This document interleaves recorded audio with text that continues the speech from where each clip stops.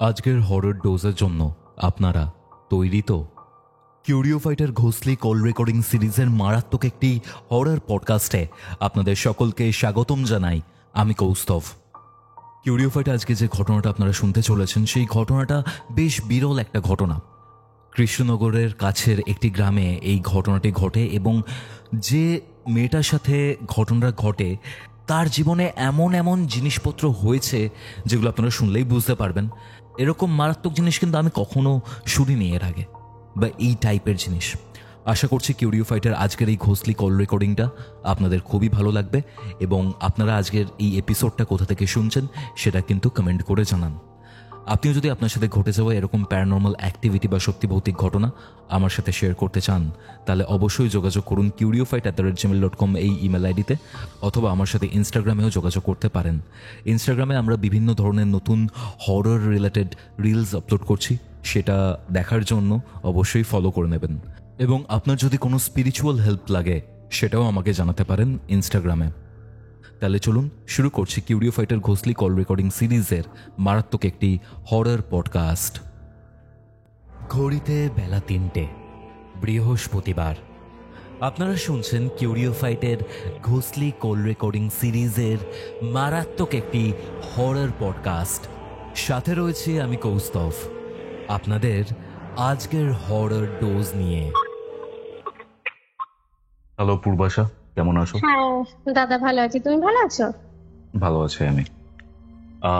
তোমার সাথে ফার্স্ট যোগাযোগ হয়েছিল 2022-এ, তখন তুমি কন্ট্যাক্ট করেছিল এবং তখন তুমি আমাকে একটা ঘটনার ব্যাপারে জানিয়েছিলে যেটা তোমার সাথে ঘটেছে। ইভেন তুমি অনেকগুলো ভয়েস পাঠিয়েছিলে আমাকে, আমার মনে পড়ছে যতটা।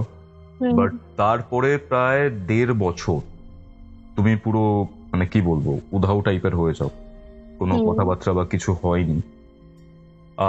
রিসেন্টলি আবার যোগাযোগ করো এবং তোমার এই ঘটনাটার ব্যাপারে আবার আমাকে জানাও, কারণ আই থিঙ্ক তুমি যখন 2 বছর মানে 2022-এ আমাকে যোগাযোগ করেছিলে তখন এই ঘটনা সম্বন্ধে তোমার খুব একটা ক্ল্যারিটি ছিল না, কারণ সবে সবে ঘটনাটা চলছে বা শেষ হয়েছে এরকম একটা পর্যায়ে ছিল, আমি যদি খুব ভুল না করি। বাট রিসেন্টলি তুমি আমাকে যে ব্যাপারটা জানালে, যেরকম ভাবে জিনিসটা হয়েছে তোমার সাথে, এই ঘটনা খুবই বিরল টাইপের ঘটনা। আমি জানতে চাই পূর্বাশা, কি হয়েছিল তোমার সাথে, একটু ডিটেলসে আমাদের সাথে শেয়ার করো, কি হয়েছিল তোমার সাথে? হ্যাঁ, আমি পূর্বাশা, বাংলাদেশের খুবই কাছে, মোটামুটি কৃষ্ণনগর থেকে ওই 18-20 কিলোমিটার গেলে আমাদের বাড়ি। বাংলাদেশ থেকে মানে পূর্ব দিকে গেলে 8 কিলোমিটার গেলেই আমাদের বাংলাদেশ, মানে একদমই বাংলাদেশ সংলগ্ন একটি গ্রাম চাপড়া, সেখানে আমার বাড়ি। তো আমার জীবনে এমন একটা ঘটনা ঘটে যার জন্য আমার বলতে গেলে তখন আমাদের পরিবারটা ধ্বংসের দিকে চলে গিয়েছিল, বুঝলে। এমন একটা সিচুয়েশন হয়ে গিয়েছিল যে এখনো অব্দি আমাদের সেই সিচুয়েশন ঠিক হয়নি এবং আমি এবং মা সেপারেট থাকি এবং বাবা আলাদা থাকেন। মানে বলতে গেলে ঘটনাটা আমার বাবাকে কেন্দ্র করেই। বলে না যে বাবা মা ঈশ্বরের রূপ, বা বাবা মা যেটা করেন সেটা সন্তানের কখনো ক্ষতি হয় না, বা বাবা মা সন্তানের ক্ষতি চান না। তো আমার ঘটনাটা এমনই দাদা, যে বাবা এমন ভাবে একটা ভুল করে ফেলেন যার জন্য আমার জীবনটা সংসারের মুখে চলে গিয়েছিল, মানে লাইফ রিস্ক যেটাকে বলে, হ্যাঁ, ক্ষতির মুখে চলে গিয়েছিল আমার জীবন। তো মানে আমি যতটা শুনেছি তুমি মৃত্যুর মুখ থেকে ফিরে এসেছিলে। হ্যাঁ হ্যাঁ, একদমই তাই, মৃত্যুর মুখ থেকে ফিরে আসা। এবং এখনো অব্দি সেটা ঠিক হয়নি, এখনো পর্যন্ত তিনি তার প্রায়শ্চিত্ত করছেন। তার সঙ্গে আমাদের সেরকম আর যোগাযোগ নেই, তিনি আলাদা থাকেন এবং আমাদের একটা নিউক্লিয়ার ফ্যামিলি, সেটা আলাদা হয়ে গেল এবং বাবা আলাদা থাকেন এবং আমরাও আলাদা থাকি, এরকম একটা সিচুয়েশন হয়েছিল। প্রথম থেকেই বলি তাহলে। তো 2020 সালে যখন করোনা হয় তখন মোটামুটি সবারই তো কম বেশি সমস্যা হয়, তো আমাদের একটু সমস্যা হয়ে গিয়েছিল। তার আগে অব্দি বাবা বিদেশে থাকতেন, বাইরে থাকতেন।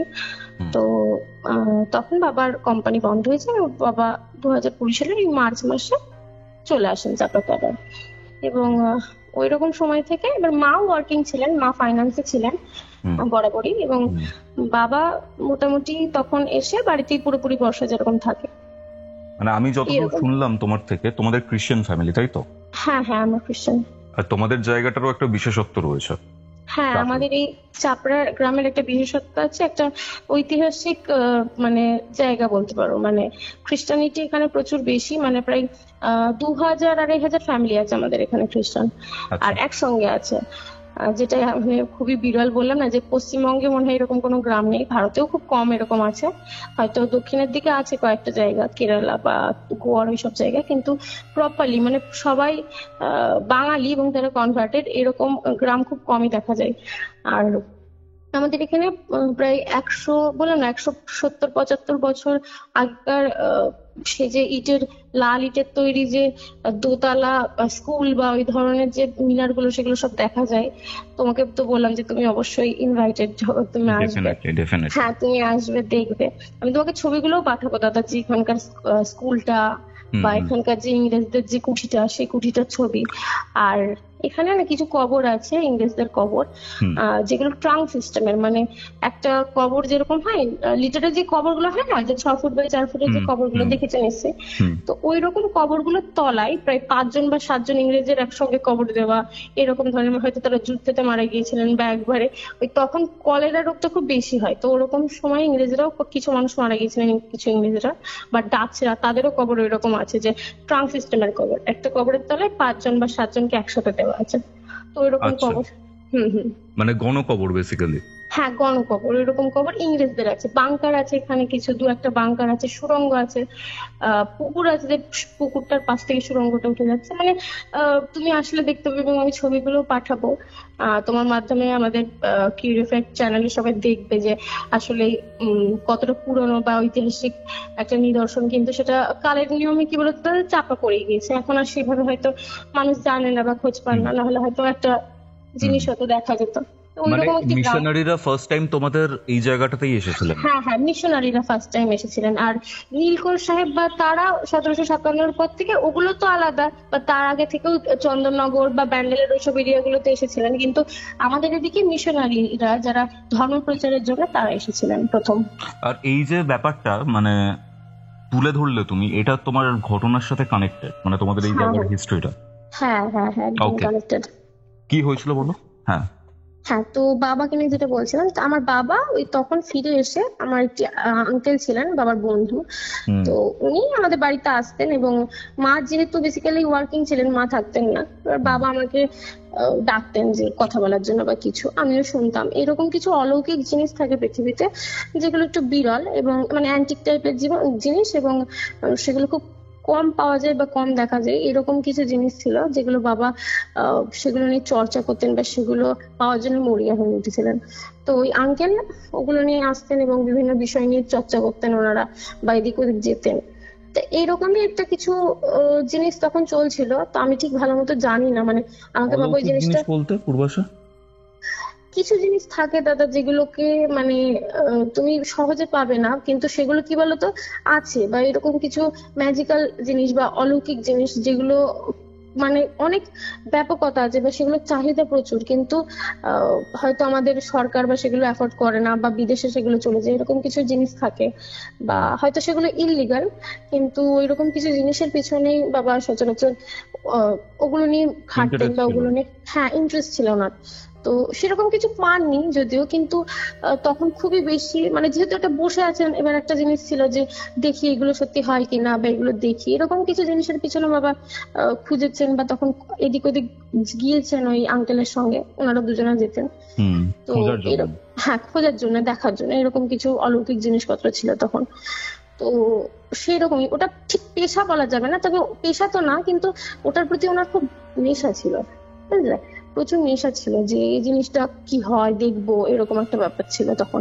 তো মোটামুটি মার্চ মাস থেকে এগুলো শুরু করেন বাবা।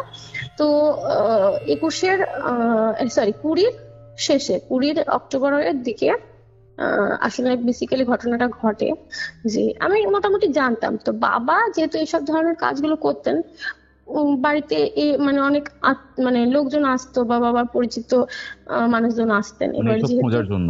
হ্যাঁ হ্যাঁ হ্যাঁ, খোঁজার জন্য, বা যে আলোচনাটা হয়, আলোচনার কেন্দ্রবিন্দু ছিল আমাদের বাড়ির একটা ঘর, ঠিক আছে, মানে একটা কামরাকে বাবা অফিস মতো করে ফেলেছিলেন, সেখানে লোকজন আসতো। সেটা আমাদের ঘর থেকে একটু সাইডে ছিল, কিন্তু ওটা কানেক্টেড ছিল বাড়ি তখন তো থেকে। কোভিড চলছে, তখন অসুবিধা হয়নি লোকজন বাড়িতে? না, গ্রামের দিকে না খুব একটা অসুবিধা হতো না, কি বলতো এখানে প্রশাসনের সেই নজরদারিটা খুব একটা বেশি ছিল না। এবার পাড়ায় পাড়ায় আসা যাওয়া তো খুব একটা বেশি এই দিকটাতে মানে আসা যাওয়া হতো না, গ্রাম এরিয়া তো, পাশেই মাঠঘাট আছে, খুব একটা অসুবিধা হতো না আমাদের এদিকে। আমরা ওই প্রথম 2-3 মাসটা একটু একটু সাবধানী মানতে হয়েছিল, বা একটু নিয়ম কানুনটা আমাদের মানতে হয়েছিল ঠিকই, কিন্তু তারপর থেকে ওই আগস্ট সেপ্টেম্বর এরকম টাইম থেকে আসতো, দু একজন করে আসতো, লুকিয়ে টুকিয়ে আসতো বেসিক্যালি। এরকম গ্রামের লোক তো ওইভাবে পুরোপুরি বদ্ধ পরিবেশে থাকতে পারতো না সিরিয়াসলি, মানে আমাদের এখানে এতটাই খোলামেলা পরিবেশ, বা এদিকে খুব একটা যে করোনার প্রভাব পড়েছিল সেরকমও ছিল না।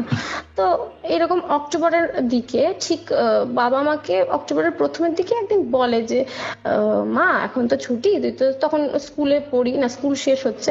তো বাবা বলে যে তুই তো কোথাও যাবি? আমি বললাম না, এখন তো আমার কোনো জায়গা নেই। আর আমি তো যেহেতু বললাম তোমাকে যে থিওলজি পড়ি, ইউতে থাকি, এবার আমার সচরাচর অনেক সময় যেতে হয় এই পুজোর সময়, বা এদিক ওদিক হয়তো প্রচারের জন্য বা বিভিন্ন কারণে যেতে হয়। তো বাবা আমাকে আগে থাকতেই মনে হয় 2-3 তারিখের দিকে বলেছিল যে তুই বাড়িতে থাকবি তো? আমি বললাম হ্যাঁ থাকবো, কেন? দিয়ে বলেছিল যে তোর জন্মদিনের আগে না কিছু মানুষ আসবে। হ্যাঁ পূর্বাশা, তারপর কি হয়?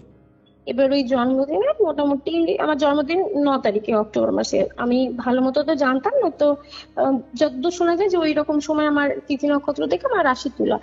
তো বাবা আমাকে বলে যে তোর তো রাশি তুলা না। দিয়ে আমি বলি যে আমি তো জানি না ভালো মতো, কারণ আমাদের মধ্যে তো এই রাশি নক্ষত্র নিয়ে খুব একটা আলোচনা হয় না। তো কোথাও শুনেছিলাম যে হ্যাঁ আমার রাশি তুলা পড়ে এরকম। তো বাবা বলে যে 9 তারিখের আগে, অক্টোবরের 9 তারিখের আগে কেউ আসবে বাড়িতে। তা আমি জানি যে সচরাচর বাড়িতে বাবার বিভিন্ন কাকুরা জেঠুরা আসে, হ্যাঁ বয়োজ্যেষ্ঠ অনেক লোকজন, বা এরকম অনেক বয়সের, বিভিন্ন বয়সের অনেকে আসেন। তো আমি বলেছিলাম ঠিক আছে আসবেন। এবার সচরাচর ওনারা আসলে আমি বাড়ি থেকে বেরোতাম না, ঘর থেকে, বাবা যদি না ডাকতেন। এই বাবার একটা বলছিলেন যে খাস বন্ধু, প্রিয় বন্ধু একজন ছিলেন, উনি এখন আর নেই যদিও। তো কেন নেই সেটা আমি তোমাকে পরে বলবো, আস্তে আস্তে জানতে পারবে। তো সবই কানেক্টেড। এবার কি বলতো, তখন ওই যে প্রিয় বন্ধু উনি আসতেন, আঙ্কেল, উনি আসলে আমাকে বাবা বের করতেন, মানে যেহেতু জেঠু মতো হন, উনি আসলে, বাকি যারা আসতেন সচরাচর আমি যেহেতু একটা অ্যাডাল্ট মেয়ে, ওই জন্য বাবা বলতেন যে ঘর থেকে বেরোবি না, এরকম একটা ব্যাপার। আমি ঘরে থাকতাম, ওনারা কথা বলতেন। তো এইটা আমার কাছে একটু খটকা মতো লাগে যে কি এমন হলো, বাবা কেউ একজন আসবেন আর আমাকে ডাকবেন, এরকম একটা ব্যাপার। আর বাবাকে জিজ্ঞাসা করেছেন, বাবা বললো আসুক তারপরে কথা হবে। এবার এইসব ব্যাপারে না দাদা, সত্যি কথা বলতে বাবা বারণ করতেন যে মাকে বলবি না, মা পছন্দ করেন না এই বিষয়টা নিয়ে আলোচনা করতে, এই ধরনের অ্যান্টিক বা এই ধরনের অলৌকিক বিষয় মা বিশ্বাস করেন না, প্রথম কথা। আর মা এগুলো সাপোর্ট করেন না যে বাড়িতে একজন এরকম মেয়ে আছে আর তুমি এরকম বন্ধু বান্ধব এরকম কেউ আসবে। তো ওরকম, ওই জন্য বাবা ঘরটা সেপারেট, ওই যে সেপারেট ঘর, ওই ঘরটাতেই ওনার আলোচনা কেন্দ্র বানিয়েছিলেন। তো অক্টোবর মাসের 7 তারিখ বাবা আমাকে পরিষ্কার বললেন যে তুই সকাল সকাল স্নান করে নে, সুন্দর করে একদম পরিষ্কার হয়ে স্নান করবি। আর আমার নখ একটু বড়, যেরকম হয় মেয়েদের একটু বড় নখ, স্কুল ছুটি হয়েছে, স্কুল শেষ হয়ে গিয়েছে, এরকম বড় নখ। এবার বাবা আমাকে বলেছিলেন তোর বাঁ হাতের নখগুলো একটু ঠিক এরকম একটা কাট করবি, যেন নখ যেটা হয় তার থেকে একটু বেশি থাকে, এরকম ধরনের। তো বাঁ হাতের বুড়ো আঙুলের যে নখটা, সেই নখটার কথা বাবা বেশি করে বলেছিলেন। আমি বলেছিলাম যে কেন, এটা কেন করছো? মানে পরিষ্কার পরিচ্ছন্ন থাকবি, একটা জন্মদিন আসতে, এরকম একটা ব্যাপার, জানিসই তো জন্মদিনের আগে একটু ভালোভাবে থাকবি, এরকম ব্যাপার। তো আমি সেটাকে খুব একটা ক্যাজুয়ালি নিয়েছিলাম। এবার মোটামুটি 11টা নাগাদ 5-7 জন মতো আসে, বাবা ছিলেন, ওই আঙ্কেলটা ছিলেন, আর বাকি 5 জন মতো, মোট 7 জন মতো এসে তাদের চেয়ার টেয়ার দেওয়া হলো। সেদিন আর ওই আলোচনা গৃহে আলোচনা হলো না, আমাদের যেটা বারান্দা, ঠিক আছে, সেই বারান্দাতেই, বড় বারান্দাতেই ওখানে আলোচনাটা শুরু হলো। ঠিক আছে, যে বাবা বসলেন, ওনারা আসলেন। এবার তখন আমাকে বাবা বললো তুমি ভালোভাবে রেডি হয়ে আসে। এবার আমি প্রথমে একটু ভয় পেয়ে যাই যে এরকম আমাকে রেডি হয়ে বলে যে ঠিকঠাক ভাবে এসে বসো। আমি এসে বসলাম। তো প্রথমে সবাই ক্যাজুয়ালি কথা বলছিলেন। ওই যে আঙ্কেল, উনি আমাকে মানে মেয়ে মেয়ে করে ডাকেন, তো উনি ভালো আছো মা, এরকম ভালোভাবে কথাবার্তা বলেন। এবার বাবা আমাকে বললেন যে তুলি তুমি বসো, এই আঙ্কেলরা যা কথা বলছে তা তুমি একটু মন দিয়ে শুনবে, আর যা পড়তে বলছে তাই তাই করবে। মানে এটা কি বাবা সেই স্পেশাল ফ্রেন্ড না নতুন ফ্রেন্ড? স্পেশাল ফ্রেন্ড তো ছিলেনই, একজন স্পেশাল ফ্রেন্ড, ঠিক আছে, যে আঙ্কেল, ঠিক আছে, সে আঙ্কেল ছিলেনই। আর বাবার উনি থাকলেই আমাকে ডাকা হতো। এই ঘটনাতে এক্সেপশনাল ওনারা আসলেন, বাবা থাকলেন, ওই আঙ্কেলটা থাকলো, আর ওই যে পাঁচজন যিনি, ঠিক আছে, তো ওরা আসলেন। এবার 5 জনের মধ্যে আমি ওদের ডেসক্রিপশনটা দিই। ওনাদের মধ্যে 2 জন আমার চেনা পরিচিতর মধ্যে, ঠিক আছে, চেনা পরিচিতর মধ্যে কেমন, যে এর আগেও মোটামুটি 2-3 মাস ধরে আমি দেখেছি যে তারা বাবার সাথে কন্ট্যাক্টে ছিলেন, মানে ওনারা আসতেন। এবার যেহেতু আমার বাড়িতে কেউ একজন আসতে, জানলা টালনা খোলা, আমি দেখতেই পেতাম যে কি বলে, কে আসছে না আসছে, এরকম দেখতাম। এবার মুখগুলো আমার চেনা, যে আমি নাম হয়তো জানি না, কিন্তু আমি চিনি, বা কোথায় বাড়ি তাও জানি না, কিন্তু ওই যে দেখেছি যে 2-একবার এসে। আর 2 জন বা 3 জন মতো, ওনাদের আমি একদম চিনি না, মানে একদমই চিনি না। মানে ওরা না আমার এলাকার লোক, না আমি ওদের দেখেছি, না বাবার মুখে কখনো ওদের নামও শুনেছি। কারণ বাবা আলোচনা করতেন যখন, সবারই মোটামুটি শুনতাম, অন্যদের নামে কোনোদিন শুনিনি।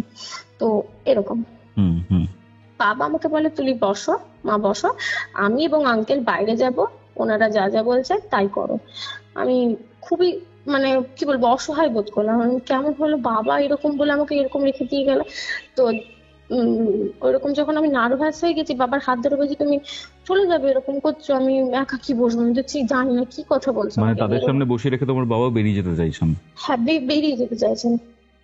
তখন ওই আঙ্কেল, মানে আমার বাবার যে খাস বন্ধু, প্রিয় বন্ধু, স্পেশাল বন্ধু, উনি বলেন যে থাক, মেয়েটা ছোট, ও নার্ভাস ফিল করবে, তো থাক, আমরা বসি। সরি। তো বাবা এবং ওই আঙ্কেল, ওনারা দুজনে বসেন এবং বাকিরাও ছিলেন। সরি। দিয়ে এরকম সবাই মিলে বসেন, আমি মাঝখানে কেন্দ্রবিন্দু। আমাকে বলা হয় যে তুমি আমাকে একটি স্পেশাল ভাবে, মানে যোগাসন যেরকম করি না আমরা, ওই পদ্মাসনে বসি, ওই পদ্মাসনে বসানো হলো, সবাই নিচে বসলাম। দিয়ে তাদের মধ্যে যে বললাম না, অচেনা 3 জনের কথা বললাম না, যে অচেনা, যাদের আমি দেখিনি। তো ওই 3 জনের মধ্যে 3 জনেই ছিলেন মৌলানা বা পীর টাইপের, ঠিক আছে, ওনারা পীর বলবো না, ওরা মৌলবী মৌলানা টাইপের ছিলেন, ঠিক আছে, মুসলিম ছিলেন। হ্যাঁ হ্যাঁ, মুসলিম মৌলানা টাইপের ছিলেন। তো আর বাকি সবাই খ্রিস্টান ছিলেন? না না, খ্রিস্টান না। ওই বাবার যে খাস বন্ধু, উনি হিন্দু অধিকারী, উনি হিন্দু, আর যে আর 2 জনে ছিলেন, তাদের মধ্যে একজন হিন্দু, একজন খ্রিস্টান ছিলেন। আচ্ছা। তো এবার এই যে 3 জনকে নিয়ে আসা হয়েছিল গেস্ট হিসেবে, এই 3 জনা ছিলেন মুসলিম। এনারা মৌলানা বা মৌলবী এরকম টাইপের ছিলেন, সাদা যেরকম ফতুয়া টাইপের ড্রেস পরেন, ওরকম পরে টুপি টুপি পরে এসছেন, দিয়ে এরকম ধরনের। তো তারা কি করে, তারা এরকম হয়। এবার 11টা 11:30 বাজে। তো উনি আমাকে বলেন যে মা বসো। এবার ওনার বাবার বয়স হবেন।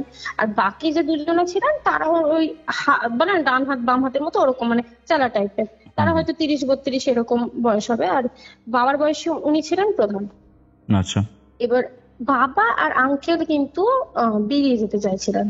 আমি এই কথাটা ভালো করে শোনো দাদা, বাবা আর আঙ্কেল বেরিয়ে যেতে চাইছিলেন, আমাকে একা বসানোর কথা ছিল। হ্যাঁ, এবার কিছু একটা হয় যার জন্য চোখের ইশারাতেই ওই যে মুসলিম আঙ্কেলটা, হ্যাঁ ওই মৌলবী আঙ্কেলটা, উনি বলেন যে না দাদা, আপনি বসুন, আপনিও বসুন। আর আমার বাবার যে খাস বন্ধু, তাকেও বলে যে বসুন, অসুবিধা নেই, মেয়েটা ভয় পাচ্ছে, বসুন।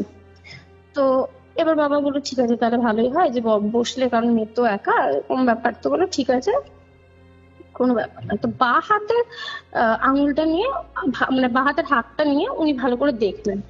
তো আমার একটু অস্বস্তি বোধ যেরকম হয়, চিনি না, পরিচিত না, এরকম। আমি তখন বললাম যে, মানে আমি বাবার দিকে তাকাচ্ছি, উসফিস করছি।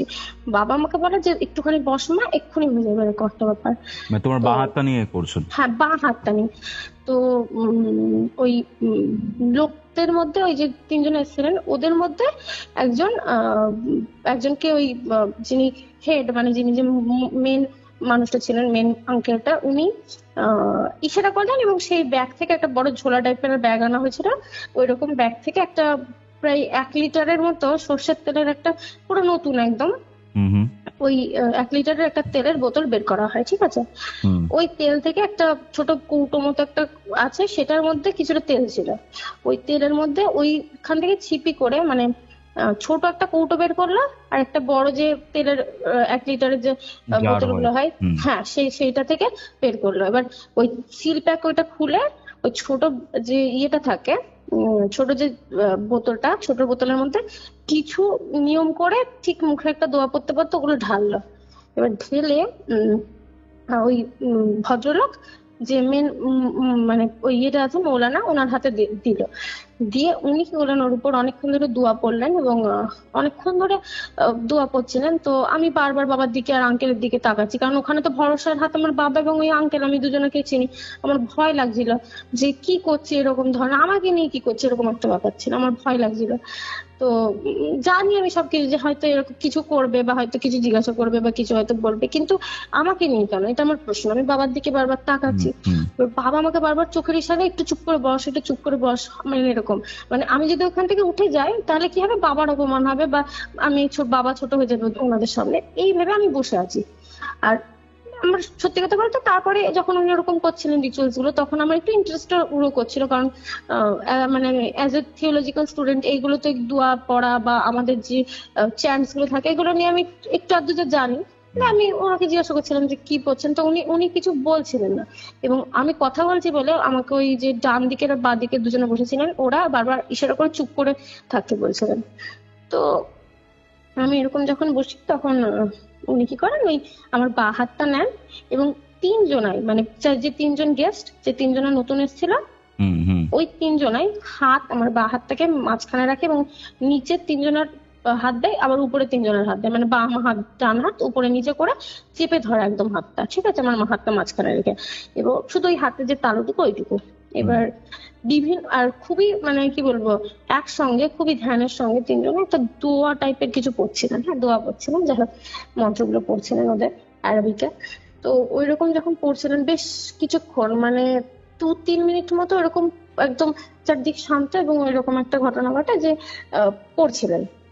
হঠাৎ করে আমাদের ঘরের যে একটা যে অ্যাটমসফিয়ারটা থাকে না, একটা নর্মাল ঘরে কি হয়, গ্রামের ঘর, হাওয়া ঢুকছে এদিক থেকে ওদিক থেকে, বা একটা রৌদ্রোজ্জ্বল একটা ঘর, এরকম একটা ঘরের মধ্যে হঠাৎ করে একটু যেন মনে হলো যেন সব থমকে গেল, মানে যেন ওই জায়গাটা একটু একটু করে আস্তে আস্তে যেন আলো আসছে, বাতাস আসছে, কিন্তু সেই যে একটা জলই ব্যাপারটা ছিল না ঘরের মধ্যে, সেটা যেন আস্তে আস্তে আস্তে আস্তে যেন মানে লুপ হয়ে গেল, আস্তে আস্তে যেন কমে গেল, এরকম একটা ভাব। মানে এটা গুমোট ব্যাপার তৈরি হলো কি? হ্যাঁ, গুমুট ব্যাপারটা তৈরি হয়ে গেল, মানে একই পরিবেশ 2 থেকে 3 মিনিটে হঠাৎ করে যেন মনে হলো যে ভ্যাপসা একটা ভাব চলে আসলো, যে এবার ওইরকম টাইমে ওরকম একটা মনে হচ্ছে। এবার অক্টোবরের টাইম, বৃষ্টির টাইমও ওটা বৃষ্টির জন্য হতে পারে, কিন্তু ওরকম ভাবে আমি চুপ করে এলাম, কেমন হচ্ছে এরকম একটা ব্যাপার। বাবা আমাকে সমানে ইশারা করছে যে তুই যা হচ্ছে তুই চুপচাপ থাক, হয়ে যাবে, তোকে আমি আর আঙ্কেল বসে সবকিছু বোঝাবো। তো আমি চুপ করে বসে আছি। ওনারা ওইরকম যখন হয়ে গেল, আমার বাঁ হাতের যেটা বুড়ো আঙুল, সেই বুড়ো আঙুলটা ওনারা হাতে নিলেন তিনজনাই। আমার আঙুলটাকে দুজনে দুদিক থেকে মানে টাইট করে ধরলেন এবং ওই নখের উপর একটা কোন একটা ডিজাইন টাইপের, হ্যাঁ ওই যে সর্ষের তেলটা নেওয়া হয়েছিল না তোমাকে বলেছিলাম, হ্যাঁ হ্যাঁ সর্ষের তেলটা নিয়ে না কয়েক ফোঁটা ওর উপর দিল, নখটার উপর। হ্যাঁ, আর তার আগে তো তোমাকে বললামই যে আমাকে বলেছিল নখটা ঠিক শেপ করে কেটে আনতে বা এরকম ধরনের, বলেছিলাম না? হ্যাঁ, তো ওই রকম নখের উপর ওটাকে, হ্যাঁ বুড়ো আঙুলেরটা, ওইটার উপর ওই রকম ভাবে একটা চিহ্ন এঁকে দিলেন, ঠিক আছে। তো আমি একটু অবাক হয়ে তাকাচ্ছি যে কি হচ্ছে ব্যাপারটা, ইন্টারেস্ট তো লাগবেই যে একটা কি হচ্ছে, আমাকে নিয়ে কেন হচ্ছে, আমি এতটা মানে স্পেশাল কি করছে আমাকে নিয়ে। আর আবার ভয় লাগছে যে কি থেকে কি হবে, কি দরকার এটা করার, বাবা আমাকে আগে থেকে বলিও তো নি যে তুই এটা করা হবে বা কিছু, আমার কোনো আগে থেকে কোনো একটা ইয়ে নেই, আমি জানি না, হঠাৎ করে বলেছে। তো ওই টাইমটা থেকে আবার ওরা কন্টিনিউ এবার মুখ খুলে যে দোয়াটা পড়ছে, ঠিক আছে, মুখ খুলে দোয়া পড়ে ওটার উপর সবাই মিলে ফু দিলেন এবং আমাকে বললেন যে মা তোমার নাম কি? আমি আমার নাম বললাম। তোমার জন্মের তারিখ কত, এটা কোন সময় জন্মিয়েছিলে জানো? হ্যাঁ এই সময় জন্মিয়েছিলাম। আচ্ছা সেদিন কি বার ছিল? এই বার ছিল। আচ্ছা তুমি ভয় পাও? না পাই না। কিছু দেখেছো? না দেখিনি। তুমি কখনো রাস্তায় চুল খুলে বা কোনো নিয়ম ভঙ্গ করে বা সন্ধ্যেবেলায় জামা তুলেছো? সন্ধ্যেবেলায় যে তারের জামা, ওইগুলো জিজ্ঞাসা করছিল আমাকে, যে সন্ধ্যেবেলায় তারে জামা থাকে সেগুলো কখনো 6টার পর আজানের পর তুলেছো? না তুলিনি, এগুলো করি না। আচ্ছা কোনোদিন সন্ধ্যেবেলায় বা রাতের বেলায় মাছ বা মাংসের কাটা বা ডিমের খোলা ফেলেছো বাইরে? না। আচ্ছা ঠিক আছে, মানে কিছুই করোনি? না, এগুলো আমি করি না, কারণ বাড়িতে আমি রান্না বান্না খুব একটা করি না, বা এগুলো আমি জানি এগুলো নিয়মগুলো সত্যি খুব দরকার, এগুলো আমি করিনি। তো বলছে করনি তো, না আচ্ছা ঠিক আছে, এগুলো জিজ্ঞাসা করে আমাকে এক ধরনের ওই যে কোয়েশ্চেন অ্যান্সারের যে পর্বটা ওটা মিটিয়ে নিল। এবার আমাকে দোয়া পড়তে শুরু করলো কন্টিনিউ। এবার আমার বাবাকে আঙ্কেলকে বললো তোমরা দুজনে বেরিয়ে যাও। এই টাইমটাতে আমার ভয়টা লাগা শুরু হলো যে এরকম একটা অস্বস্তিকর পরিস্থিতি, যে মানে যে কোনো আমার কাছের মানুষ যে দুটোকে আমি ভরসা করে এতক্ষণ চুপ করেছিলাম না, তাদের দুজনকে বলছে তোমরা এবার তোমাদেরই বাড়ি থেকে বেরিয়ে যাও, আমরা এখানটাতে। এবার আমি একটা মেয়ে, ওরকম তিনজন আমার সাথে এরকম একটা হাত ধরে ওরকম করছে, এবার আমার ভয়ও লাগছে, একটা অস্বস্তিকর পরিস্থিতি। ডেফিনেটলি। হ্যাঁ, একটা কেমন ধরনের রাখা হয় বলতো, এরকম লাগছে। আর আমার তখন 18-19 বছর বয়স, ভয় লাগছিল যে এরকম ধরনের একটা পরিস্থিতি, ভয় লাগছে। আবার মা যদি জানতে পারে তখন একটা বাড়িতে একটা অশান্তি হবে, হ্যাঁ বাবাল হবে, একটা ভয়ের জায়গা যেরকম ধরনের। এবার ওনারা আমাকে জিজ্ঞাসা করছে তুমি তোমার কয়েকটা মানে মন্ত্র বা ওই যে আরবিক দোয়া ওগুলো পড়ার পর আমাকে জিজ্ঞাসা করছে তুমি তোমার বা হাতের আঙুলটাকে কি বলে, তুমি যে ভগবানকে মানো, তোমার জিসাস ক্রাইস্ট বা যাকে মানো, তাকে একটু মনে করে তোমার বা হাতের বুড়ো আঙুলকে ভালো করে দেখো। আমি বা হাতের বুড়ো আঙুলে ফার্স্টে দেখলাম, বলছে কিছু দেখতে পাচ্ছ? না, দেখতে পাচ্ছি না। আরেকবার দেখো, দেখতে পাচ্ছি না। ঠিক আছে, তুমি একটা কাজ করো, আবার আঙুলটা দাও। এবার আঙুলটা দিয়ে ওর মধ্যে ওদের কিছুটা লিকুইড টাইপের যে জল থাকে না, জল পড়া, ওই জল পড়ার মধ্যে ওই যেটা ফু দেয়, ঠিক আছে, দোয়া পরে ফুটা দিলেন, এবং ঘাড় ঘুরিয়ে যে দোয়াটা পড়া হয় ওইগুলো করার পর, ওনাদের যে নিয়মগুলো ওই রকম গুলো করার পর আবার ওই সর্ষের তেল থেকে আবার আমার হাতে 1 ফোঁটা দিলেন। এবার আমার একটু মানে যেন মনে হলো যে আরো যেন পরিস্থিতিটা আস্তে আস্তে ঘুরে উঠে যাচ্ছে। এবার আমার মনে হচ্ছে যেন আমার আশেপাশে কিছু যেন আরো আছে, ওই 3টে মানুষ এবং আমরা 3টে মানুষ, এবং তাদের যে দুজনা বললাম আরো দুজনে এসেছিলেন, ওদের দুজনা শুধু পিছনে, অনেক পিছনে বসে আছেন, আর তার সাথে ওই যে 3 জনা, আর সামনে আমি। এই ছাড়াও মনে হচ্ছে যেন ঘরে আরো অনেকজন আছে, এরকম একটা ভিড় হয়ে গিয়েছে, অনেকজন আসছে, এরকম একটা ব্যাপার হয়ে গেছে। কিন্তু ডান দিকে তাকিয়ে কেউ নেই, আমার বাবা এবং আঙ্কেল ওনারাও বাইরে। তো আমি তখন বলি যে না, আমি তো কিছু বুঝতে পারছি না, আমার বরং অস্বস্তি বোধ হচ্ছে। বলছে অস্বস্তি বোধ হচ্ছে? আমি বলছি হ্যাঁ, আমার অস্বস্তি বোধ হচ্ছে। বলছে ঠিক আছে, এবার তুমি দেখো। এবার দেখতে গিয়ে আমাকে বলে ভালো করে দেখো, তোমার কি দেখতে পাচ্ছ তোমার ওই বুড়ো আঙুলের নখটার উপর? তো নখে আমি তখন যাই হোক দেখতে পাই যে একটা পুকুর টাইপের একটা জায়গা আছে, এবং পুকুরের খুব পাশে একটা গাছ দেখা যাচ্ছে, যেটা কিনা তাল বা নারকেল গাছ বা সুপারি গাছের মতো লম্বা। ওইখানটাতে করে একটা গাছটা খুব নড়ছে, এরকম একটা কিছু আমি দেখতে পাই, ঠিক আছে। এবং দেখতে পাওয়ার সঙ্গে সঙ্গে আমি ওনাদের বলি যে এরকম একটা জিনিস দেখা যাচ্ছে, একটা পুকুর আছে, পুকুরের পাশে একটা তাল বা নারকেল গাছ বা একটা বড় গাছ ওরকম দুলছে, ওইখানটা আমি দেখতে পাচ্ছি ভালো করে। ওই নারকেল গাছটা আমার যেন হাইলাইট হচ্ছে নখের উপরে। তুমি ভাবো একটা তেল দেওয়া আছে নখের উপরে, তেল, একটা সর্ষের তেল, তার উপরে তুমি ওরকম কিছু একটা দেখতে পাচ্ছ। আর নারকেল গাছ টাইপের দেখতে পাচ্ছ কিছু? হ্যাঁ, নারকেল বা সুপারি এরকম একটা লম্বা যে গাছগুলো হয় না, ওরকম দেখে আমি ওইরকম অবস্থাতে ওইভাবে যে হাঁটু ভাঁজ করে বসেছিলাম, ওইভাবেই পিছনে ঘুরে পড়ে যাই, ঠিক আছে, আমি পিছনে উল্টো হয়ে পড়ে যাই, মানে সেন্সলেস হয়ে যাই। এবার তখন যে সেন্সলেস হয়ে পড়ে যাই, তারপরে তো আমার জ্ঞান নেই, আমি মনে নেই কিছু। এবার আমি যখন জ্ঞান ফেরে তখন মোটামুটি মানে জ্ঞান ফিরে আমি যখন কি হয়েছে পরিবেশটা বুঝছি, তখন ওই 1টার মতো বেজে গিয়েছে, 1টা এরকম বাজে। ওনারা চলে গিয়েছেন। তো হ্যাঁ, ওনারা চলে গিয়েছেন, বাবা, আঙ্কেল, আর ওই বলে না যে ওনাদের সাথে দুজনে এসেছিলেন, ওদের মধ্যে একজন ছিলেন। এরা 3জন খুব, আমি যখন চোখ খুলছি খাটে মানে শুয়ে আছি, হেলান দিয়ে শুয়ে রেখেছে বাবা, আর তার সামনে ওনার বাবা পাশে বসে মাথা হাত বুলিয়ে দিচ্ছেন, আর ওনারা দুজনে খুব জটিল একটা আলোচনা করছেন। মানে চোখটা খুলে কিছুক্ষণ ধরে আমার এটা মনে হচ্ছিল কোথায়, এরকম একটা পরিস্থিতি কি হলো, ওইগুলো মনে পড়ছে। তখন দেখি যে বাবা ওরকম আমার মাথায় হাত বুলিয়ে দিচ্ছে, আর আঙ্কেল আর ওই আঙ্কেল ওনারা দুজনা খুব গভীর কিছু আলোচনা করছে। তো মানে খুব তাড়াতাড়ি করে একটা আলোচনা করছে। আমি চোখ খুলে ভয় পেয়ে বাবাকে জড়িয়ে ধরে কাঁদছি। আমি যে কি করলে তুমি এরকম ধরনের, আমি রাগ করছি রীতিমতো, মানে বকছি এক প্রকার যে কি করলে বাবা তুমি আমার সাথে এটা, আমি অজ্ঞান হয়ে গেলাম কেন, এমন হলো কেন? দিয়ে বলছে যে তোকে সব বলবো, একটু শান্ত হ, কিছু খেয়ে নে। দিয়ে তখন রাহুল আঙ্কেল, মানে ওই আঙ্কেল, নামটা বলেই ফেললাম, ওই আঙ্কেল মানে আমার বাবার খাস বন্ধু, উনি সঙ্গে সঙ্গে বিরোধিতা করলেন, এই এখন তো খাওয়া যাবে না। বাবা তখন ও আচ্ছা আচ্ছা, এখন তো খাওয়া যাবে না। দিয়ে এরকম হয়। তখন আমি আবার কি লুকাচ্ছে তোমরা আমার কাছ থেকে। এবার আমি বাবাকে যখন দেখছি, বাবা বলছে না, আমি ওই দুটো আঙ্কেলকে, আমার মানে বাবার বন্ধু যিনি নেই আর আর আরেকজন, ওনাদের জিজ্ঞেস করলাম যে তোমরা বলো তো কি হয়েছে, ব্যাপারটা কেন এরকম হচ্ছে। তখন জানতে পারি যে আমাদেরই লোকালিটির মধ্যেই মোটামুটি ওই 20-25 কিলোমিটারের মধ্যে একটা পুকুর আছে। সে পুকুরটার কাছাকাছি ওনারা ওইরকম কোন একটা অলৌকিক জিনিসের খোঁজ পেয়েছেন, যে সেটা অনেক বছর পুরনো, 400-500 বছর পুরনো এরকম একটা কিছু জিনিস, সেটা লুকায়িত অবস্থায় আছে এবং ওনারা ওই অলৌকিক জিনিসের পিছনে খোঁজ করছেন। এবং ঠিক যে লোকেশনটা সেটা ওনারা পাচ্ছিলেন না।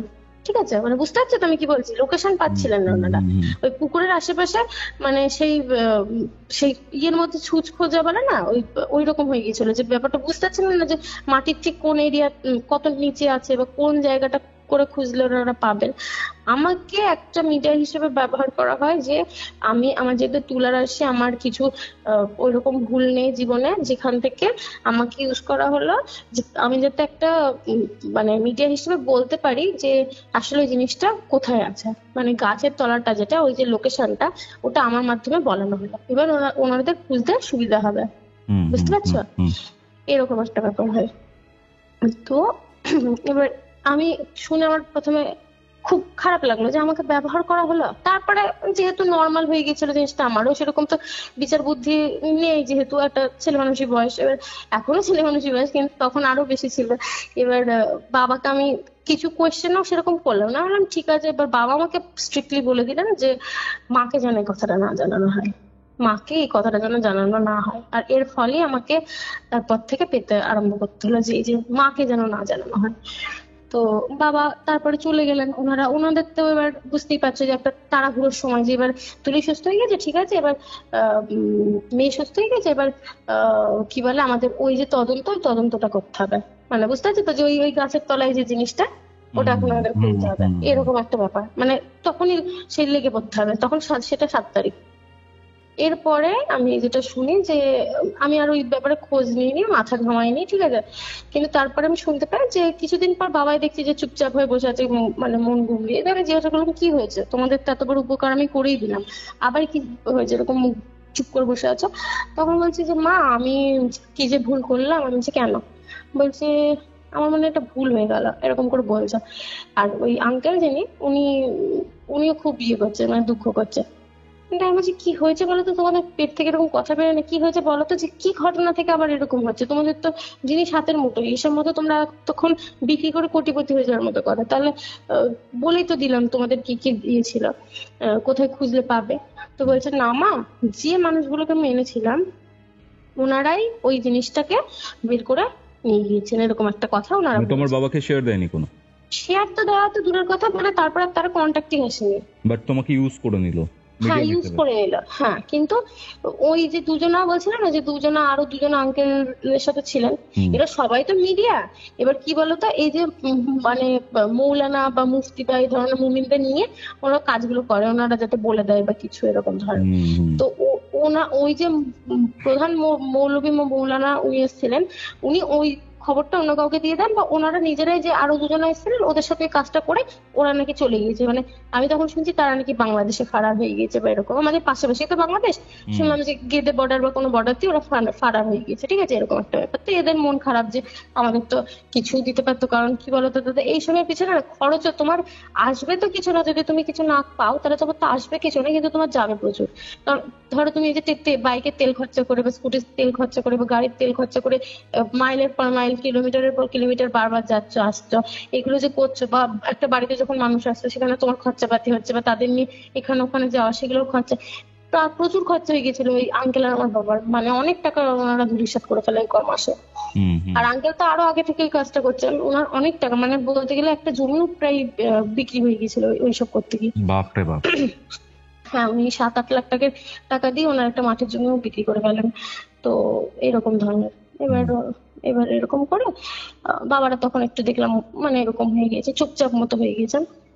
এরকম ঘটনাটা ঘটলো, ওই যে ওখানটাতে মোটামুটি আমাকে নিয়ে গল্পটা স্টপ হয়ে গেল। মানে ওই যে ঘটনাটা, ওই যে তেল দিয়ে যে যে জিনিসটা করে গেলেন পুকুরের ঘটনা, ওই ঘটনা ওখানে স্টপ হয়ে গেল। তারপরে আবার এদিকে এদিকে যেটা করেন, আবার খোঁজ নিচ্ছেন, আবার আসছেন, আবার এই করছেন, আবার 5 জন আসছে, 10 জন আসছে, আমাকে আর ইনভলভ করা হয় না। বাবা মোটামুটি তারপর থেকে আবার যেরকম ছিলেন সেরকমই নর্মালি, আর আমার কাছে কিছু লুকানো না বা কিছু করেন না। ওই ঘটনাটা লুকিয়েই আমার সাথে করা হয়েছিল। এবার ওই বছর পার হয়ে যায়, সব নর্মাল ছিল। বেসিক্যালি যেটা খুঁজতে চেয়েছিলেন ওরা পেয়ে গেছিলেন, মানে অলৌকিক হ্যাঁ, কিছু হ্যাঁ, একটা ছিল, কি হ্যাঁ, কি ছিল কিন্তু তুমি এক্স্যাক্টলি জানতে? না না না দাদা, ওটা আমি জানতাম না, আমি জিজ্ঞাসা করিনি। তবে বাবা ওইটার ওই জিনিসটাতে তো শেয়ার তো দূরের কথা, খোঁজটাই পেলেন না। কারণ তারপরে ওনাদের অনেক নাম্বার দিয়ে কন্ট্যাক্ট করার চেষ্টা করা হয়, 5 জনকে, একজনেরও ফোন তুলিনি। আর ওনাদের বাড়িতে যখন যাওয়া হয়েছিল তখন বাড়িতেও কেউ ছিল না। আর একজনের মানে বাড়িতে না, পাশের বাড়ির কেউ একজন বলেছিলেন যে ওনারা তো সবাই বাংলাদেশে চলে গিয়েছে, এরকম একটা কিছু বলা হয়েছিল। হ্যাঁ, যে ফারার হয়ে গিয়েছে পেয়ে। এবার ব্যাপারটা হলো আমাকে মিডিয়া হিসেবে ব্যবহার করা হলো ওইখানটাতে। এটা হয়ে গেল ওই ঘটনাটা। ওটা হচ্ছে মানে মানে পরোক্ষভাবে ঘটনাটা ঘটে গেল। এবার প্রত্যক্ষভাবে কোথা থেকে শুরু হয়, অক্টোবর মাসটা গেল, নভেম্বর, ডিসেম্বর, জানুয়ারি, ফেব্রুয়ারি, মার্চ গেল। মার্চ থেকে, এবার মার্চ থেকে 2021 মার্চে আবার সেকেন্ড ওয়েভটা আসলো। এপ্রিল মাসে, হ্যাঁ এপ্রিল মাসের দিকে, ওই 16-17 তারিখের দিকে সম্ভবত, ওই রকম টাইমে গুড ফ্রাইডে হয়ে যাওয়ার পর সম্ভবত ওই রকম টাইমটাতে আমাদের একটা বান্ধবী, মানে ও বিয়ে ঠিক হচ্ছিল, তো ওরা নিজেরাই মানে পালিয়ে গিয়েছিল আর কি আরেকজনের সাথে। এরকম একটা ঘটনা হয়। আমার খুব ক্লোজ বান্ধবী। দিয়ে এরকম যখন হয়েছে তখন বিয়ের নেমন্তন্নটা আমি পাই, যে বিয়েটা হচ্ছে, তো তোরা অবশ্যই করে আসিস। মানে পালিয়ে যাওয়ার পর? হ্যাঁ, পালিয়ে যাওয়ার পর বাবার বাড়ি থেকে মেনে নিইনি, তো শ্বশুর বাড়িতে যখন চলে এসছে, শ্বশুর বাড়িটা আমাদের থেকে ওই 2 কিলোমিটার গেলে, আমার বাড়ি থেকে 2 কিলোমিটার বাংলাদেশের দিকে গেলে ওইখানটাতে শ্বশুর বাড়ি। আর পুরো মাঠঘাটে এরিয়া, ঠিক আছে, একদম মানে ডোবা মাঠঘাট, এরকম পুকুর টুকুর এরকম একটা এরিয়া। আর ওইখানটা তো শ্বশুর বাড়ি, আর বাবার বাড়ি আমাদের এখানে। তো আমাকে বলে যে পূর্বাশা তুই অবশ্যই আসিস, আর আমার আরো 2টো বান্ধবী আছে, সেই 2টো বান্ধবীকে আমাদের সাথে নিমন্ত্রণ করা হয়েছিল। আমরা 3 জন একটা এরিয়া থেকে ওর বিয়েতে যাবো। বিয়ে মানে রিসেপশনটা, বিয়েটা তো ওই যে পালিয়ে গিয়ে করেছিল, আর বউ ভাতটা অনুষ্ঠান করা হচ্ছিল। তো সেদিন না খুব ঝড় ওঠে, আমার খুব ভালো ডেটটা মনে নেই, ওই এপ্রিল মাসের মাঝামাঝি দেখি। হ্যাঁ, তো ওইরকম টাইমে খুব ঝড় উঠেছিল, মানে ঝড় যেটা কালবৈশাখী হয় অ্যাজ ইউজুয়াল, ওই কালবৈশাখীটা হয়েছিল। এবং কালবৈশাখীটা যখন হচ্ছে তখন আমার মা বারণ করতেছে, 6টা ওই 5:30 6টা থেকে তো কালবৈশাখী হয়। চড়ক ছিল সেদিন, আমার মনে আছে, চড়কের দিন, ওটা চড়কের দিন হয়েছিল। দিয়ে এবার আমাকে মা বারণ করছে যেটা গার্জেনটা করে। হ্যাঁ, 2021 সাল, 20 সালের শেষে বললাম না অক্টোবর মাসে ঘটনাটা ঘটেছে। আর 21 সালে মা কি বলে যে তুই যাস না, এরকম ধরনের আবহাওয়া এত খারাপ হয়ে গেছে, কখন যাবে আর কখন ফিরবি, এটা যেটা গার্জেনরা বলে। আর আবার ওটা আরো গ্রামের দিকে চলে যাচ্ছে, আরো 2 কিলোমিটার ওইদিকে বাংলাদেশের দিকে, তো যাস না, যা ঝড় বৃষ্টি লেগেছে এখন থামবে না, আর অনেক রাত হয়ে যাচ্ছে, আস্তে আস্তে যাস না, আর আবহাওয়া খারাপ হয়ে যাচ্ছে, একটা ঝড় বৃষ্টি হচ্ছে, যাস না বেকার। তা আমার খুব খারাপ লাগছিল যে আমার বান্ধবী বারবার এরকম বলছে, যে এরকম ধরনের আয় আয় আয় আয়, একটা ছোটবেলাকার বান্ধবী, একসাথে বড় হয়েছে, এবার বিয়ে হয়ে গেল, আর কবে আবার যাওয়া হবে, এরকম একটা ভেবে আমার খুব খারাপ লাগছিল। তো ওইরকম টাইমে আমি আমার বাকি 2টো বান্ধবীকে জিজ্ঞাসা করলাম যে তোরা যাবি? তখন ওই একজন বললো যে আমার মা রাজি হচ্ছে না, আমি যাবো না।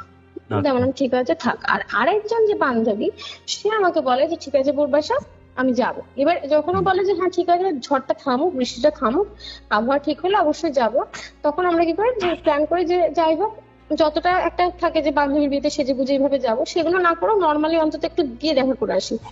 তো মা তখন বললো ঠিক আছে, গিফট মিফট কিনেছিস, তোদের একটা আশা আছে অল্প বয়সে, এখন যা, ঠিক আছে।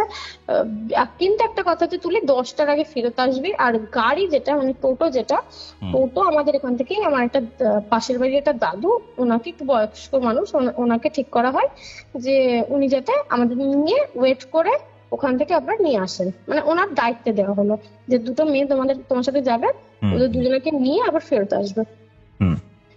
তো আমি আর ওই আমার বান্ধবী দুজনা বেরোলাম। মোটামুটি 8টার দিকে আমরা বেরিয়েছি। মা বলেছিল গিয়ে একদম দেখা করবি, একদম খুব তাড়াতাড়ি শটান পায়ে বেরিয়ে চলে আসবি, কারণ পরে দেখা করার অনেক সুযোগ পাবি। কিন্তু আজকে যে বৃষ্টিটা হচ্ছে আর এরকম ধরনের, বাবাও ছিল না তখন, হ্যাঁ, যে বাবা যে নিতে যাবে বা এরকম, বাবা মানে কলকাতার দিকে গিয়েছিল কোথাও, তো তোর বাবাও নেই, আর ওই যে বান্ধবীটার বাবা ও নেই, তো বাবা নিতে যাওয়ার কেউ নেই, তোদের তাড়াতাড়ি কিন্তু এই টোটো আঙ্কেল দাদুর সাথে চলে আসতে হবে। ঠিক আছে। এবার যখন যাচ্ছি তখনই আবহাওয়াটা কেমন বলতো, সেই আমাদের এদিকে কি বলতো, তো সব তো গাছালি এরিয়া, বড় বড় গাছ আছে, বট, অশ্বত্থ, আম, জাম, যা যা গাছ আছে না সব রাস্তার ধারে ধারে। ধরো একটা প্রায় 1 কিলোমিটার 1.5 কিলোমিটার আম বাগান বা জাম বাগান, বা শুধু বাগান বাগান এরিয়া, বা শুধু পুকুর, এরকম ধরনের সব এরিয়া। তো ওইরকম এরিয়া, গ্রামাঞ্চল বা মাঠ আছে এরকম। এবার যে রাস্তাটাই শুধু ওই যে ঢালাই, মানে পিচ ঢালা রাস্তার সাইডে পুরো মাঠ, আর রাস্তার ধারগুলোতে ওই ইয়ে ধরনের গাছ, শাল, সেগুন, নিম বা ওই অশ্বত্থ, বট, এইরকম গাছগুলো সব আছে। তো ঝড়, যেহেতু কালবৈশাখী ঝড় হয়েছে বছরের প্রথমের দিককার, ভালোই গাছ পড়েছিল, মানে প্রচুর গাছ পড়েছে। আর রাস্তা একদম ব্লক হয়ে গেছে। 8টার সময় একটা বাইক বা একটা দুটো সাইকেল এরকম খুব যাচ্ছে, সাইকেল কম, একটা দুটো বাইক বা একটা দুটো টোটো বা অটো এরকম যাচ্ছে, মানুষ তো একদম নেই। তো আমি আর আমার বান্ধবী যাচ্ছি, তো দুজনে গল্প করতে করতে গেলাম। এবার ওদের বাড়িতে এবার গিয়েছি, ওরকম রাস্তা ওরকম ব্লক হয়েছে, প্রায় 8:30 মতো লাগে আমাদের যেতে, অনেকটা মানে ঘুরে ঘুরে যেতে হয়েছিল, কারণ ওই গাছ পড়েছে। এবার হ্যাঁ, তো 10টা যখন বেজে গিয়েছে, মা আমাকে বলে যে দেখ তুলি, বাড়ি ফিরতে হবে। এবার ফোন করছে মা আমাকে কন্টিনিউ, যে তোকে বাড়ি ফিরতে হবে, আর সময় নেই, তোকে বাড়ি ফিরতে হবে, এরকম বলছে। আমি দেখছি যে এবার ইচ্ছেও করছে না ওই পরিস্থিতি থেকে। এবার আর 10 মিনিট আর 15 মিনিট এরকম করতে করতে প্রায় 11টা বেজে গিয়েছে। যা দাঁড়াও না, আবার এই দাদুটাও বেশি জোর করতে পারছে না, নাতনি সম্পর্কের হই, উনি তো জোর করতে পারছে না যে চল চল চল আমাকে, মানে সেই প্রফেশনাল যেটা হয় সেটা করতে পারছে না, ওরকম ভাবে আমাকে নিয়ে আসে।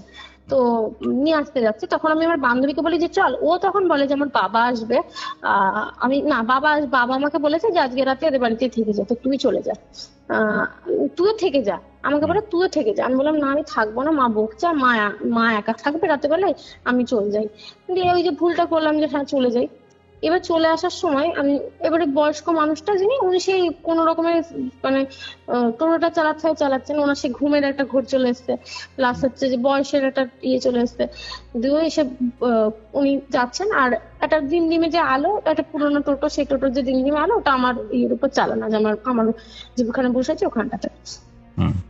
এবার ওইখান থেকে আসার সময় বললাম 2 কিলোমিটারের রাস্তা, ঘুরে ঘুরে আসতে অনেকটাই সময় লাগছে, গাছ পড়েছে সব দিকে। যে রাস্তা দিয়ে যাচ্ছে সেই রাস্তা, মানে মাঠের মধ্যে দিয়ে একটা রাস্তা আছে, মাঠের রাস্তা, সেটা থেকে আসতে গেলে আরো গাছ পড়েছে, আর যেটা মেন রাস্তা সেটাতেও গাছ পড়েছে। এবার ওই মাঠের মধ্যে দিয়ে আসার সময়টা তো একটু কাছাকাছি হবে মাঠে মাঠে আসলে, তো মাঠের যে রাস্তাগুলো থাকে দিয়ে ওই রকম সরু রাস্তা, যেহেতু শুধু চাষিদের ওই সাইকেল যাওয়ার জন্যই করা, ওটা সরু রাস্তা একদম 6 ফুটের একটা রাস্তা। ওই টোটোটা যাচ্ছে দুলতে দুলতে, আমার যেন মনে হচ্ছে যে পিছন থেকে মানে কে যেন ডাকছে আমাকে, কে যেন ইয়ে করছে, কে যেন বলছে পিছনে বারবার ঘুরতে আমাকে বাধ্য হতে হচ্ছিল।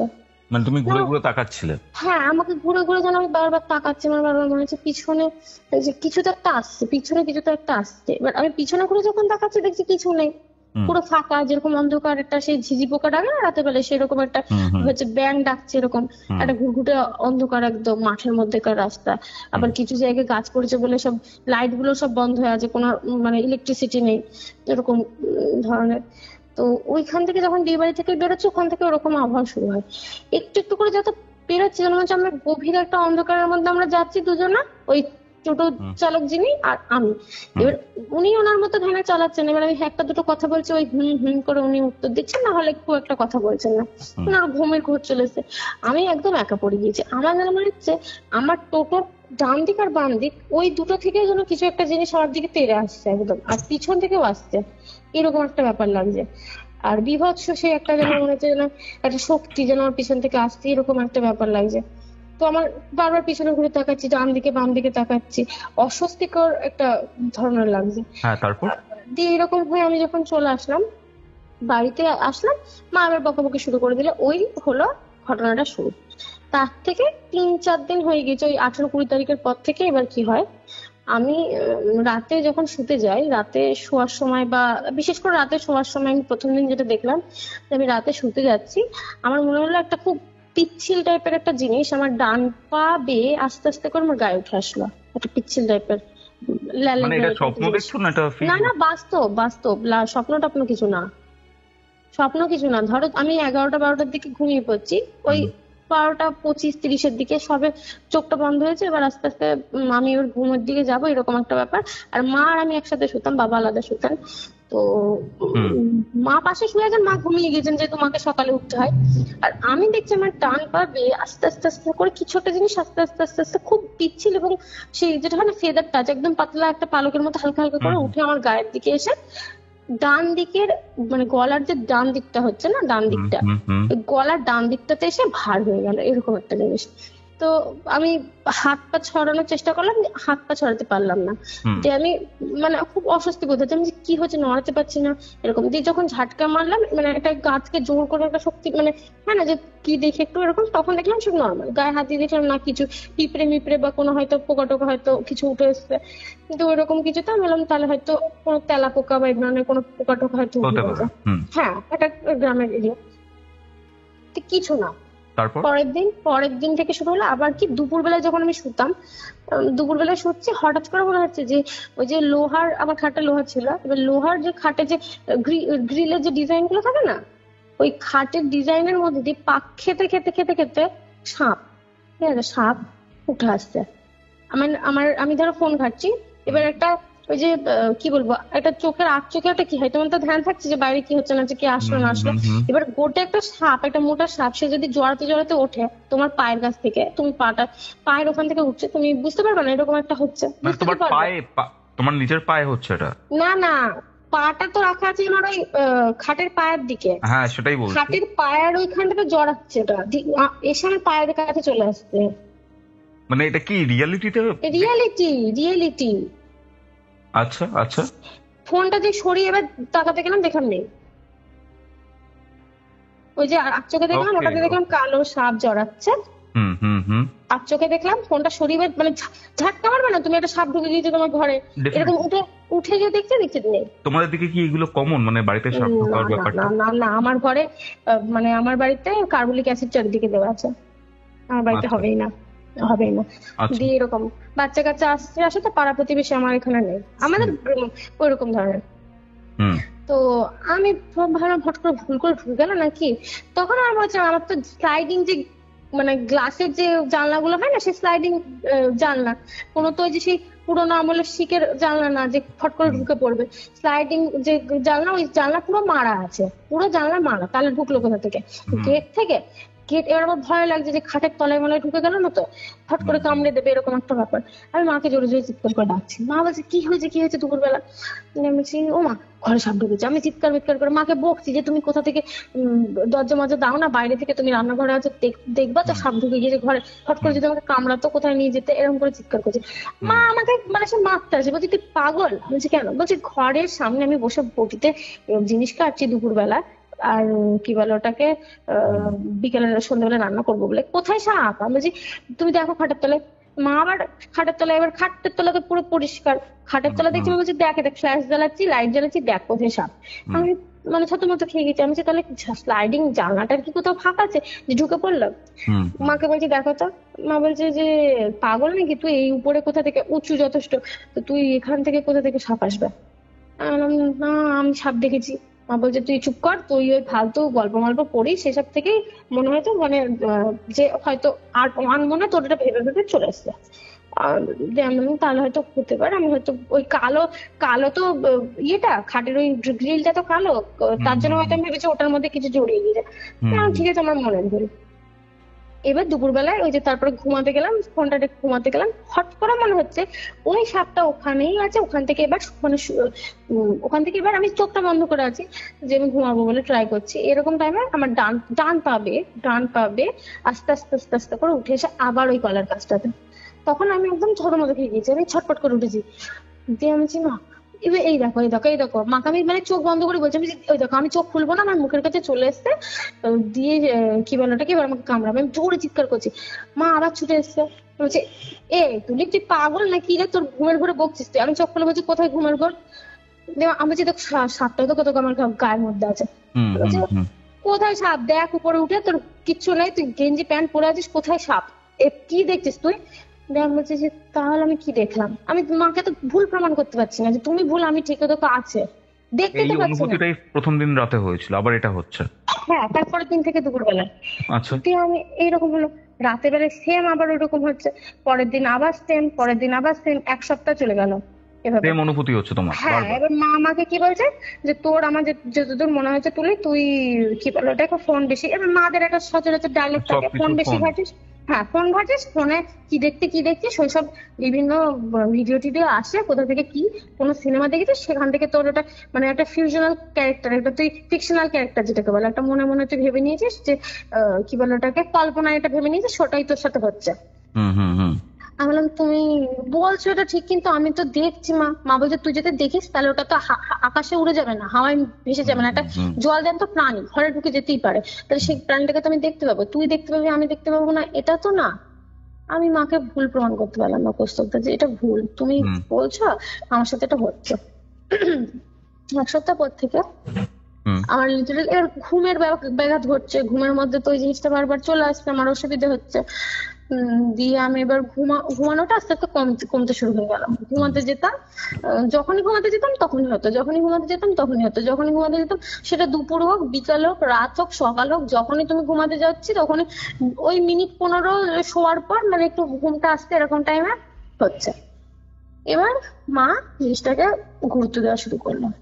মা আমাকে বলছে যে তুই এপ্রিল মাস শেষ তখন, মামাকে বলছি যে শোন তুলি, তোর আমার যেটা মনে হচ্ছে আমি মশারি টাঙাবো, তোর এই সমস্যা আমার মনে হচ্ছে কোনো পোকামাকড় বা হয়তো কোনো আঁশড়া টাশড়া বা কোনো ওই বিছানার চাদরই হয়তো তোর গায়ে ঠেকছে, তুই ওটাকে ভুল করে ভেবে নিচ্ছিস যে এই জিনিসটা ওরকম। তো আমি বললাম যে ঠিক আছে, মানে তুমি একটা ভালো কথা বলেছো যে চাদর দিয়ে দাও, আমারও ভয় লাগে যে রাত্রিবেলা যদি কামড়িয়ে দেয় আমাকে। বলছে সেটাই, তুই একটা কাজ কর, গায়ে চাদর দিবি না বা কিছু করবি না, তুই একদম মশারি টাঙিয়ে দেবো, তুই আর স্ট্যান্ড ফ্যান আমার দিকে ঘোরানো থাকে, ফ্যান উপরের ফ্যানটা তোর দিকে থাকবে, মানে তুই ওটাতে হাওয়া পাবি, হালকা হালকা হাওয়া পাবি, অসুবিধা নেই। আমার ঠিক আছে। এবার হলো একটা মোড় আসলো ঘটনাটাতে, এটা আমার সাথে হচ্ছিল তো। এবার মা পাশে শুয়ে থাকে, মায়ের পাশে শুয়ে আমার ওরকম হচ্ছিল। এবার ওই 30 তারিখ সম্ভবত 28 29 তারিখের দিকে বা 30 তারিখের দিকে ইয়ে এপ্রিল মাসের 30 তারিখের দিকে ওইরকম টাইমে আমি পোর্টালে যত লেখালেখি করতাম, মানে ওই খবরের আমাদের এখানে একটা খবরের চ্যানেল আছে, ওটার জন্য আমি লেখালেখি করতাম, মানে 100 ওয়ার্ড 150 ওয়ার্ডের ছোট ছোট যে পয়েন্ট দিয়ে দিত, যেখানে একটা মার্ডার হয়েছে তুই এটা নিয়ে একটুখানি লিখে দে, কোন টাইমে কোন সময়টা হয়েছে এরকম। তখন কি হচ্ছিল, গরু পাচার নিয়ে খুব আলোচনা হবে না, গরু পাচার। তা আমি যে দাদার আন্ডারে কাজ করতাম ওই রিপোর্টারটা, উনি আমাকে বলেন যে তুই একটা কাজ করতে হবে, আর্মিদের বাইট যেটা হয়, বাইট মানে ওই যে ওনারা কি বলছেন এই বিষয়ে, সেটা আমাকে আর তোকে নিতে যেতে হবে। এবার ভালোই হবে, আমি তো মিডিয়ার লোক, তুই আমার সাথে যাবি তো। আমাদের তো মিডিয়াতে সব জায়গায় মানে ইজি পারপাস আছে, যে কোনো জায়গায় আমাকে ঢুকতে যেতে বারণ করবে না, বা সব জায়গায় অ্যাক্সেসিবিলিটিটা আমাদের অসুবিধা হবে না। তো আমি স্কুটিটা বের করে দিই, তুই আর আমি যাবো, দিয়ে বাইকটা নেবো, তুই লিখে নিবি আর আমি এটা ভিডিও করে নেবো, দিয়ে এসে রাতের বেলা ওটা নিয়ে একটুখানি আমার বাড়িতে বসবি, একটু কাজটা করে নেবো, তারপর আজকে তোর ছুটি, এরকম আমাকে বলে দিল। এবার আমি দাদার সাথে যাব। এবার কি হয়েছে, দাদা বলছে যে তুলি আমাকে না এখানটার যে আমাদের যে ইয়ে আছে কি বলে ওটাকে, এমএলএ আছে, ওনার সাথে একটা মানে একটা বাইক নিতে যেতে হচ্ছে, তুই চলে যা, মানে ওই যে বলে না বাংলাদেশের যে বর্ডারের এরিয়াটাতে, ওখানটাতে চলে যা, আর তোর কাছে তো মিডিয়া কার্ড আছে, তুই ওটা একটু শো করে দিবি, তুই ওখানে ওয়েট করবি, আর আমি যাচ্ছি, মিনিট 15 দেরি হবে আমার হয়তো, তুই বেরো আমি যাচ্ছি, তুই টোটো ধরে চলে যা, ওই যে বাড়ির পাশে যে দাদুটা ওনাকে নিয়ে চলে যা, আর আমি তাহলে স্কুটিতে চলে যাবো, আমি তাড়াতাড়ি চলে যাবো। আমি বললাম ঠিক আছে। এবার বললাম তো 8 কিলোমিটার দূর, বেশিক্ষণ লাগে না, 10 মিনিট 15 মিনিটের মধ্যে পৌঁছে যাবো আমি, আর ওনার রাস্তায় আরো 15 মিনিট আমার একটু দাঁড়াতে হবে। এবার আমি গিয়েছি তো ওখানটাতে কি হয়, আমি গিয়ে দাঁড়াই তো, ওই যে দাদুটা উনি কোনো কারণে অসুস্থ ছিলেন বা বাড়িতে ছিলেন না, তো উনি বলেন যে আমি উনি তো যেতে পারবেন, আমি রাস্তা থেকে একজনকে বললাম যে দাদা একটু যাবেন, বেশি করে ভাড়া দেবো, আপনি নামিয়ে দেবেন, দিয়ে চলে যাবেন, কারণ আমি জানি দাদার সাথে আমি ফেরত আসবো। এবারে ঠিক আছে। এবার ফাঁকা রাস্তা, বুঝতে পারছি পুরো ফাঁকা তখন, দিয়ে আমি দাদার ওই মিডিয়া কার্ড আমাকে ওর বাড়ি থেকে কালেক্ট করে আমি গেলাম মিডিয়ার লোক বলে। এবার প্রথম একটা নাকাচিকিনি ধরলো পুলিশ, ওখানে তো হয়ে গেল। এবার গিয়েছি আমি যখন, তখন ওই যে আর্মি ক্যাম্পটা, ওই যে ওখানটাতে মেইন অফিসারদের যে ক্যাম্পটা, ওইখানটাতে আমাকে নামিয়ে দিল। ওটা রাস্তার উপরে, বুঝলে, মানে রাস্তা থেকে রাস্তার উপরে একেবারে। তো ওখানটাতে দুজন আর্মি আমাদের, ওনারা দুজনে দাঁড়িয়ে আছেন। তো আমাকে ফট করে জিজ্ঞাসা করে যে আপনি, হিন্দি জিজ্ঞাসা করছেন যে আপনি কে, এখানে নামলেন, কি দরকার? তখন আমি মিডিয়া কার্ডটা শো করে বলি যে মিডিয়ার লোক, আমাদের মানে এখানে কি কোনো খুন টুন হয়েছিল যেখানে গেছো? না না, গরু পাচারের জন্য আর্মিতে যে একটা বাইট, যে আপনারা কি বলতে চাইছেন, আচ্ছা, ওকে ওকে, সেই বাইটটা নিতে। মানে ওকে, বুঝতে পারছি। হ্যাঁ, মানে আর্মি, যিনি আর্মি অফিসার ছিলেন, ওনার নাম তো মেনশন করা ঠিক হবে না, তো ওনার একটা বাইট নিতে আমরা গিয়েছি। হ্যাঁ, তারপর পৌঁছাবার পর কি হলো? এবার পৌঁছালাম, তখন দাদা এখনো আসেনি। এবার ওইসব এরিয়াতে তুমি দেখবে তোমার নেটওয়ার্কের প্রবলেম থাকে। তুমি তো এমনি দেখলে যে আমার একটু নেটওয়ার্কের প্রবলেম হচ্ছিল প্রথম থেকে। তো নেটওয়ার্কের প্রবলেম, তখনও এই সিমই ছিল, তো ওই নেটওয়ার্কের প্রবলেমের জন্য সেই টুকটুক করে কেটে যাচ্ছে, বা বলছে যে নেটওয়ার্ক ক্ষেত্রের বাইরে আছে, দাদার নাম্বার আর লাগে না। আমি গেলাম, যে এবার আমি রোদের মধ্যে ওরকম দাঁড়িয়ে আছি, পুরো ফাঁকা মাঠ, দিয়ে আমাকে ওই আর্মি গুলোই বলেন যে ম্যাডাম আপনি বসুন, এরকম ধরনের, আপনি তো মিডিয়ার লোক, অসুবিধা নেই। দিয়ে আমি বলে যে ঠিক আছে, আমি আছি, অসুবিধা নেই, দাদা আসুক। একবার আমার অস্বস্তি বোধ হচ্ছে, 15 মিনিট 20 মিনিট আধ ঘন্টা দাদা আসছে না, আধ ঘন্টা ধরে আমি ওখানে দাঁড়িয়ে আছি, আর দাদার ফোন লাগছে না। বৌদিকে ফোন করছি, বৌদি বলছে দাদার ফোন নাকি দাদা তুলছে না, আর বাইরে চলে গেছে, বৌদিও জানে না। তো আমি তখন দেখছি যে কিছু করার নেই, থাকুক। ভিতরে দেখছি যে হ্যাঁ মহিলা অফিসাররা ওনারাও আছেন। আমি বললাম ঠিক আছে, আমি ভিতরে বসছি, ওয়েটিং যে রুমটা আছে ওখানে বসবো। বাইরে বসেছি, এবার হট করে ওদের মধ্যেকারই একজন, মানে উনি একটু সিনিয়র হবেন, মানে সিনিয়র বলতে এজেড না, বেশি বয়সের তা না, 35 এরকমের মধ্যে বয়স হবে, উনি আসেন। আমাকে বলে যে আপনি মিডিয়ার লোক তো? আমি আপনাকে বড় স্যার ডেকেছে। আমি একটু থতমত খেয়ে গেছি, আমি কি বলবো, আমাকে তো বাইক নিতে আসতে বলেছে, আমি লিখবো, দাদা ভিডিও করবে, দাদা কথা বলবে, আর দাদার পরিচিত সেরকম আছে, দাদা কথা বলবেন। আমি যে দাদা আসুক তারপরে আমি কথা বলছি। বলছে না না, আপনি আসুন বলে আমাকে এক প্রকার ধরেই নিয়ে গেল, মানে সেই আপনি চলুন চলুন তাড়াতাড়ি চলুন। এবার আমি বললাম, ঠিক আছে যাচ্ছি। বারবার আমি দাদাকে কন্ট্যাক্ট করছি, দাদা একবারও তুলছে না ফোন, তো তোলা তো দূরের কথা, ফোন লাগছেই না। দিয়ে এবার গেলাম, একটা রুম আছে, ওই রুমটার ওখান থেকে আমাকে, একটা রুম আছে, তারপরে একটা করিডোর, তারপরে গিয়ে হচ্ছে ওদের ওই যে অফিসটা, সেটা। ওই রুমের ওখানটাতে নিয়ে গিয়ে একজন বসেছিল, উনি মানে ওনার রাইফেলটা রেখে দিয়ে উনি বসে যাচ্ছেন, ওরকম একটা আর্মি, আর পিছন থেকে আমাকে বলে যে আপনি এই করিডোর ধরে যান, দিয়ে ওখানে ওই অফিসটা আছে। আমি ঠিক আছে। ওইখান থেকে যাওয়ার সময় ওই আর্মি আমাকে ফট করে টেনে নেয়। আমি থতমত খেয়ে যাই, আমি ভয় পেয়ে গেছি। কিরকম হলো, আমার হাত ধরেছি, কি বলছে যে কে আপনি, হিন্দিতে বলছে কে আপনি। আমি ওই তো উনি আমাকে পাঠালেন, এরকম এরকম ব্যাপার, আমি মিডিয়ার লোক। বলছে ও আচ্ছা, বসুন এখানে। বলছি এখানেও কেন বসবো, আমি তো ওখানে যাবো। বলছে না, এখানে বসতে হবে। দিয়ে এরকম জোর করে আমার সাথে, মানে একটু জোর জবরদস্তি করে। যখন সেটা একটু বেশি মাত্রাতিরিক্ত অবস্থায় চলে যায়, মানে উনি প্রচুর পরিমাণে জোর করে ফেলেছেন, একদম মানে একটা খারাপ দিক আসছে সেখানে। আমি বুঝতে পেরে গেছি এটা খারাপ কিছু হবে আমার সাথে, কিচ্ছু করার নেই। আর এখান থেকে আমার মানে আমি কিছু করতে পারবো না, কারণ ওনাদের যে বাহু শক্তি, সেখানটাতে আমি একটা ছোট চুনোপুটি, আমি কিছু করতে পারবো না। আমার ভয় লাগছে, আমি ওরকম ধরনের কাঁদছি, তখন আমি কাঁদছি এরকম একটা সিচুয়েশনে। উনি আমার গলা টিপে ধরে, মানে গলা টিপে উনি আমার সাথে জোর করছেন এরকম একটা। হট করে একটা কিছু হলো, লোকটা ছিটকি পড়ে গেল, থপ করে পড়লো। আমার করে তাড়াতাড়ি নিকাল যাই, আসেন নিকাল যা, এরকম করে। বুঝলাম না ব্যাপারটা।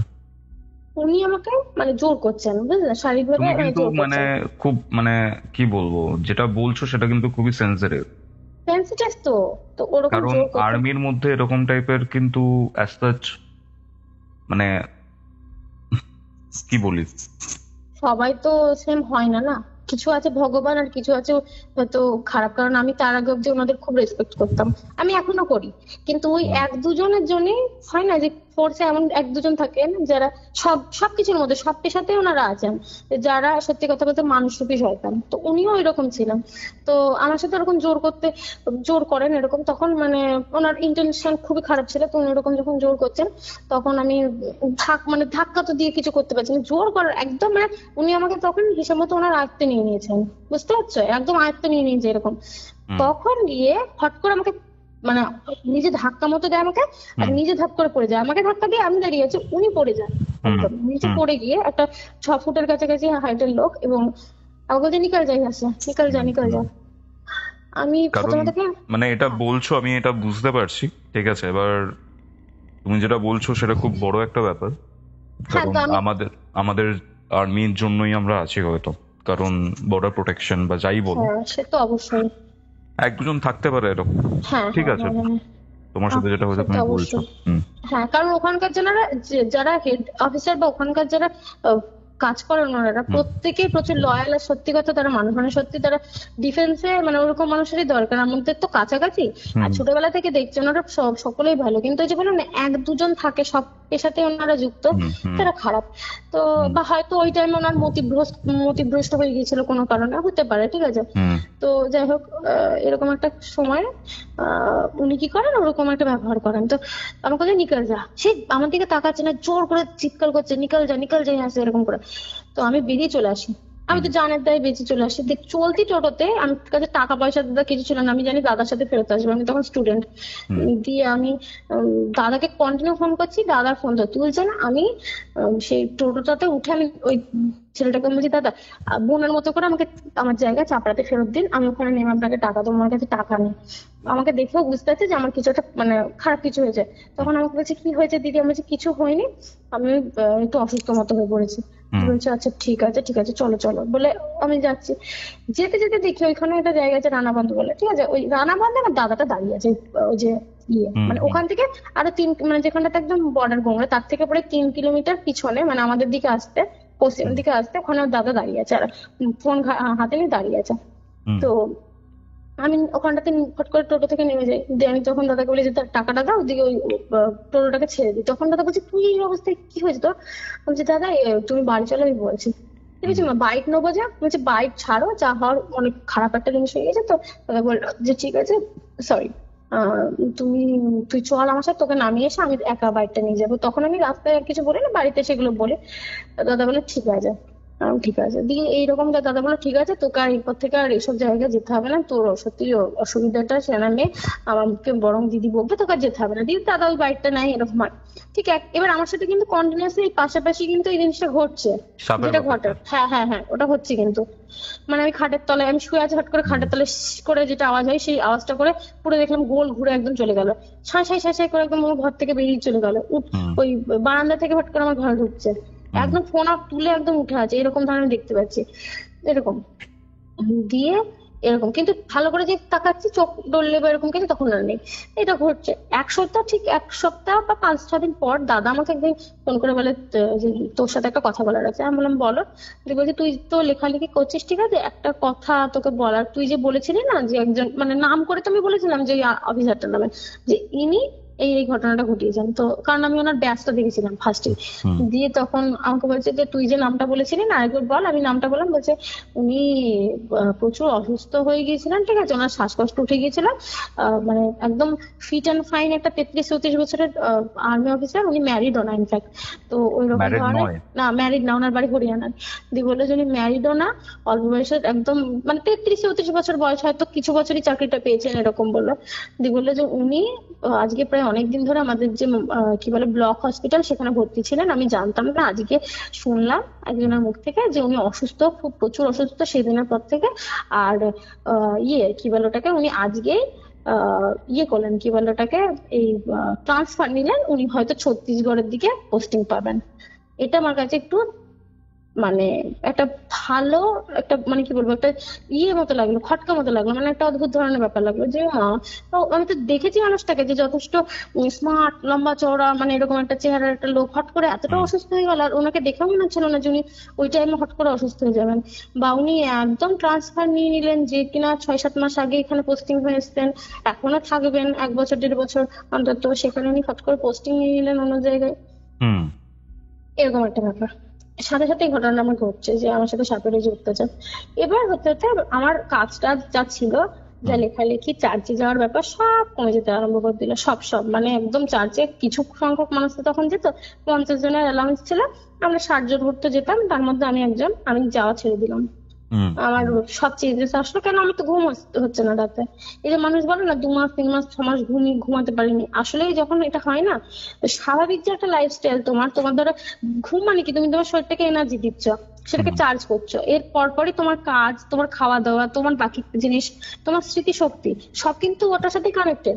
এবার তুমি যখন প্রপারলি একটা 8 ঘন্টা বা 7 ঘন্টার ঘুম ঘুমাচ্ছ না কম বেশি, তখন তোমার কি হচ্ছে, আস্তে আস্তে তোমার যে একটা স্বাভাবিক যে একটা চক্র, সেই চক্রটা পুরোপুরি নষ্ট হয়ে যাচ্ছে। আমার সাথে সেটা হয়ে গেল। বেশি দিন না, ওই 3 সপ্তাহ 2-3 সপ্তাহের মাথা থেকে আমার ঘুম তো পুরোপুরি উড়ে গেল। আমার শুধু চোখ বন্ধ করলে মনে হতো এই জিনিসটা আছে। আর তুমি ভাবো না এবার আমি এবার আমি বলি যে দেখতে কেমন ছিল।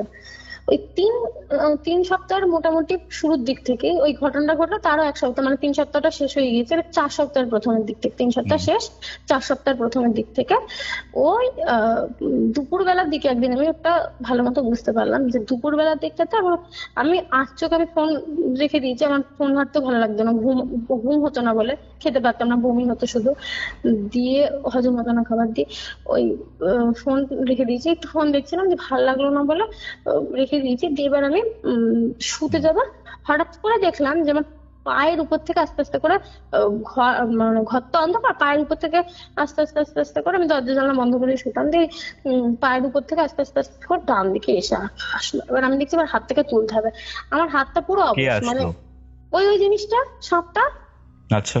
হ্যাঁ, তো ওর পুরো পুরো যে জিনিসটা একটা মোটা, মানে একটা মোটা একটা বড়, মানে অনেক লম্বা এবং মোটা, মানে ওর যে মুখটা আমার কাছে আসছে, আমার পাটা ছাড়িয়ে গিয়েও লেজটা আছে, মানে আমার পায়ের কাছে যেটা সেটা লেজ না, সেটা আরো আরো অনেকটা বড় হবে তার লেজটা, বুঝলে? এবার আমার যে হাতগুলো আর পা গুলো ওই অ্যানাস্থেসিয়া বা একটা ইনজেকশন বা ওই যে ওই ধরনের দিলে, যেগুলো হয় কি বলে, অবশ্যই ইনজেকশন টাইপের কিছু দিলে, বা অজ্ঞান গুলো একটা মানুষের ঘোর থাকে না, ওই হাত পা গুলো ওরকম ঝিনঝিন করতো, হাত আর পা ওই জায়গাটা তুলতে পারতাম না, ডান পা তো তুলতেই পারতাম না, বা পাও তুলতে পারতাম না, ডান হাত বাম হাত তুলতে পারতাম না। আমার শুধু চোখটা খুলতাম, আমি খুব কাঁদতাম যে চোখ থেকে জল বেরোচ্ছে, যে এটা আমার মানে আমার ভয় লাগতো যে যদি আমাকে একবার কামড়িয়ে দেয়। আর কামড়ানো তো দূরের কথা, তুমি একবার ভাবো না যে তুমি একবার সুস্থ সবল একটা শরীরে ওই রকম একটা জিনিস তোমার গায়ে এসে বসেছে, কামড়াক আর না কামড়াক, বিষ থাকুক আর না থাকুক, তোর কেমন ভয় লাগবে বলো? যে এটা স্বাভাবিকভাবে প্রত্যেকদিন এরকম হচ্ছে, আর তুমি কাউকে বলতে পারছো না, মানে বলছো কিন্তু কেউ তো দেখতে পাচ্ছে না। আমি মাকে বলছি, বাবাকে বলছি, ওরা পাশে শুয়েও দেখতে যে কিছু হচ্ছে না। ওরা বলছে কই, একটা জিনিস তো নিচে নেমে যাবে, সে তো ঘরের মধ্যেই থাকবে, কত তাড়াতাড়ি দৌড়াবে, কত তাড়াতাড়ি পালাবে, দেখতে তো পাবো। এবার আমি তো ওটা করতে পারছি না যে না, এরকম, হ্যাঁ আমি দেখতে পাচ্ছি, মানে আমিও দেখতে পাচ্ছি, আমি ফিলও করতে পারছি, কিন্তু এটা আছে, তোমরা দেখতে পাচ্ছ না, এরকম একটা ব্যাপার। এবার সেই দিন দুপুরবেলায় ওরকম হলো, রাতের বেলায় যখন শুয়ে আছি, না দুপুরবেলাতে ওরকম যখন হলো, এবার ঘরে যে হালকা আলোটা আছে, যেহেতু ওই আমি সব দরজা জানলা পর্দা মেরে শুতাম, তাও যে একটা আলো, দুপুরের আলো, ওই আলোতে আমি দেখলাম যে মানে চোখটা, আমি তো ঘাড়ও তুলতে পারছি না, কারণ গলার উপরও ভার দিয়ে আছে, গলার মুখটা আছে, তবে চোখটা একটুখানি মানে চোখটাকে এদিক ওদিক ঘুরিয়ে যেটা বুঝতে পারলাম যে কালো, প্রচন্ড কালো। আর সাপের কি হয় যে পিঠটা যদি কালো হয়, ধরো একটা মানে খুবই কালো একটা সাপ, কিন্তু তার কি হয়, সামনের দিকটা তো সাদা হবে, মানে বুকের দিকটা তো সাদা হয়, সব সাপেরই তো মানে হালকা সাদা না হলে ঘিয়ে বা একটা ওরকম কালার একটা হয়, এর পুরোটা কালো। আচ্ছা আচ্ছা, পুরোটা সাদা হয়, পেট থাকে বুকের দিকটা বা একটুখানি তো সাদা হয় সামনের দিকটা, মানে পিছের যে ডার্ক কালারটা, সেই ডার্ক কালারটা সামনে থাকে না, পুরো কালো, উপর নিচ বুকে পেটে পিঠে সব কালো। এর চোখ নেই, ঠিক আছে, এর কোনো চোখ বা জিভ কিচ্ছু নেই, এর শুধু মুখটা আছে। মুখের যে একটা শেপ থাকে না, ওই যে একটা কি বলবো, ওই উল্টো ভি আকৃতির যে শেপটা থাকে, সবাই দেখেছি, ওই শেপটা আছে, কিন্তু ওর কোনো জিভ নেই, কোনো মানে জিভ বার করছে না, বা যখন উঠাচ্ছে জিভ বার করে না, বা জিভ নেই বা চোখও নেই ওর কোনো, ঠিক আছে। মানে এটা আমার অতদিন ধরে এসে আমি কিন্তু ওর গায়ে হাত দিইনি, কিন্তু আমি ওইটা অনুভব করেছি যে ওর কোনো চোখ টোক নেই, ওটা একটা দলার মতো, মানে পুরো একদম একটা কালো একদম হয়ে একটা আসছে, কিন্তু শেপটা ওইটারই, সাপেরই শেপ দিয়ে এরকম যখন আসছে 6 ফুটের কাছাকাছি মনে হয় লম্বাও হবে, কারণ আমি ধর 5 ফুট 2, তো তারও আরো আরো নিচেও নেমে যাচ্ছে, মানে ওর লেজটা আমার খাটের তলাতে চলে যাচ্ছে, এত লম্বা, বিভৎস ভয়ঙ্কর, যদি ভাবো বিভৎস ভয়ঙ্কর একটা জিনিস আমার সাথে রোজ হতোটা। তো আমি এই জিনিসটা থেকে এবার ইউজ টু হয়ে গিয়েছি খানিকটা, আর ভয় মারাত্মক ভয়। আমি কাঁদতাম আর শুধু মাকে জড়িয়ে ধরে বলতাম আমি রাতে আর ঘুমাবো না। এরকম অনেক রাত গিয়েছি যে আমরা দুজনে চুপচাপ বসে আছি, মাও বসে আছে আর আমি বসে আছি মশারি টাঙিয়ে দিয়ে, যে আমি ঘুমালেই তো ওই জিনিসটা আসবে আমার কাছে, ঘুমালেই তো আসবে, তুমিও ঘুমিও না আমাকেও ঘুমিও না, এমন অবস্থা হয়ে গিয়েছিল। তো মাও কান্নাকাটি করতো আমিও কান্নাকাটি করতাম। এবার মা তখন আমাকে বলছে যে দেখ তুলি, আমি মানে মা কি ভাবছে বলতো, মা আমার কষ্ট দেখে কাঁদছে, কিন্তু মা ভাবছে একটা প্রাণী মনে হয়, মা মানে মনে করছে যে আমি কখনো হয়তো দেখেছি, ওইটাই আমার মাথার মধ্যে বসে আছে, প্রত্যেকদিন ওটাই আমি ভাবছি এরকম হচ্ছে, যে প্রত্যেকদিন আমি ওটাকে ওই একই টাইমে হ্যালুসিনেট করছি বা ওইরকম একটা টাইমের মধ্যে আমি এরকম ভাবছি যে ঘুমাতে গেলে আমার সাথে হচ্ছে এটা এরকম। ভূতে মানুষের যেমন ভয় পাই, আমারটা এরকম ভেবে নিয়েছে। তা আমি তখন এবার এরকম হতে হতে আমি একদিন যখন সহ্য করতে পারছি না, ওটা তখন মে মাসের ফার্স্টের দিকে, মাকে আমি বললাম তুমি একটা কিছু করো। মা তখন ফার্স্টে কি করলো, আমি বললো ঠিক আছে চল, পাশেই একটা দাদু আছে আমাদের এখানে, যে টুকটাক করা তো অনেক লোকজন থাকে এইসব গ্রামের দিকে, তো ওই রকম একটা দাদুর বাড়ি নিয়ে গেল, উনি আমাকে সেই জল পড়া টল পড়া দিলেন, আর একটা কাঠ দিলেন, হ্যাঁ কাঠ, একটা গাছের কাঠ দিলেন, বললো এই কাঠটা যদি তুমি তোমার গায়ে ধারণ করো তাহলে ওই প্রাণীটা তোমার কাছে আসবে না। আমি ওনাকে একটা কথা বুঝাচ্ছি যে দেখো দাদু, ওই প্রাণীটা তো আমার কাছে আসে না, ওরকম মানে ওই প্রাণীটা আসে কি আসলে ওটা আসে না আমি বুঝতে পারি না, কিন্তু প্রাণী আসলে তো কামড়াবে না, ওটা মা তো দেখতে পাবে, তাহলে এটা কি জিনিস? ও বললো আসলে তোমার এটা ভয় লাগছে, হয়তো তোমার আশেপাশ থেকে ওখানে গিয়েছে, ওটারই ওই হাওয়াটা তোমার গায়ের মধ্যে আছে, এইসব বুঝিয়ে দিল যেরকম বুঝাই। তা আমি বললাম ঠিক আছে, আমি তো জোর করতে পারছি না, যে কাঠটা বয়স বাট তুমি শুনে স্যাটিসফাইড হওনি? স্যাটিসফাইড হইনি, একেবারেই স্যাটিসফাইড না, কারণ উনি তো আমাকে উত্তরটা দিতে, ওই যে বললাম গাছের ব্যাপারটা, ওই গাছ লাগিয়ে দিলাম, মানে গাছের ওই শেকড়টা ওটা দিলেন, তো আমি স্যাটিসফাইড হলাম না। তো বাড়িতে আসলাম, তারপরের দিন ওই দিনটা বাদ দিয়ে তারপরের দিন থেকে আবার সেম ঘটনা। এবার যখন এটা বাড়তে আরম্ভ করে দিল, তো আমাদের এখানে জালালখালি বলে একটা চার্চ আছে জালালখালিতে, তো ওই জালালখালিতে রিট্রিট হয়, হ্যাঁ মানে 7-8 ঘন্টা ধরে একটা পুরো প্রসেসে একটা 7-8 ঘন্টা ধরে প্রেয়ার হয় সেখানটাতে। তো মানে এইরকম ধরনের বিভিন্ন যেটাকে বলে ভূত ছাড়ানো বা এই ধরনের অলৌকিক টাইপের একটু ঘটনা যেগুলো স্বাভাবিক না সেগুলো, বা রোগের জন্য প্রার্থনা, এগুলো করা হয়।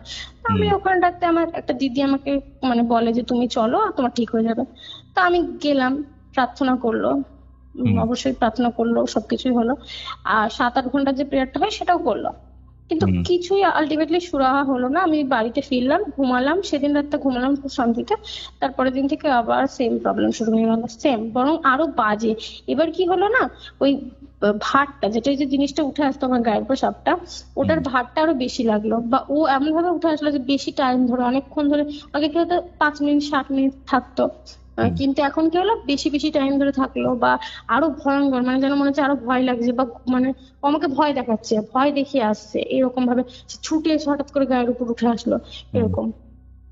তখন এভাবে চললো। তোমার মা তখন বিশ্বাস করছেন ব্যাপারটা? হ্যাঁ মা বিশ্বাস করছেন, তখন মা দেখছে যে আমি কাঁদছি, বা আমার হাত পাত গুলো, মানে আমার মা যখন আমাকে ঝাঁকিয়ে উঠাচ্ছে তখন আমি উঠছি, কিন্তু তার আগে অব্দি আমি একটা সেই বোবাই ধরলে যেরকম হয়ে যায় না মানুষের, সেরকম ভাবে একদম আটকে গেছি, এরকম ধরেন কাছে বোবাই ধরলে চোখ থেকে জল বেরোয় সেরকম হয়ে আছে, হাত পাত গুলো সব আড়ষ্ট হয়ে পড়ে আছে।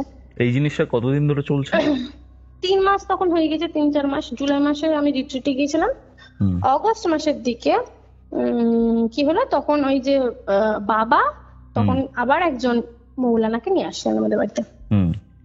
এই মৌলানাকে যখন আনলেন তখন উনি আবার নিজের থিওরি পেশ করলেন যে তোমার কাছে দুমুখওয়ালা জিন আছে, যার 2টো মুখ, যার 2টো মাথা, সে 12 মাস 6 মাস এই মুখ দেখায়, 6 মাস ওই মুখ দেখায়, এসব উল্টোপাল্টা অনেক কিছু বলেন যেগুলো আসলে মানে বিশ্বাস করার মতো না, কারণ ওইসব ব্যাপারে তো আমরা একটা তো জানি, ওরকম দুমুখওয়ালা জিনের কথা কখনো শুনিনি।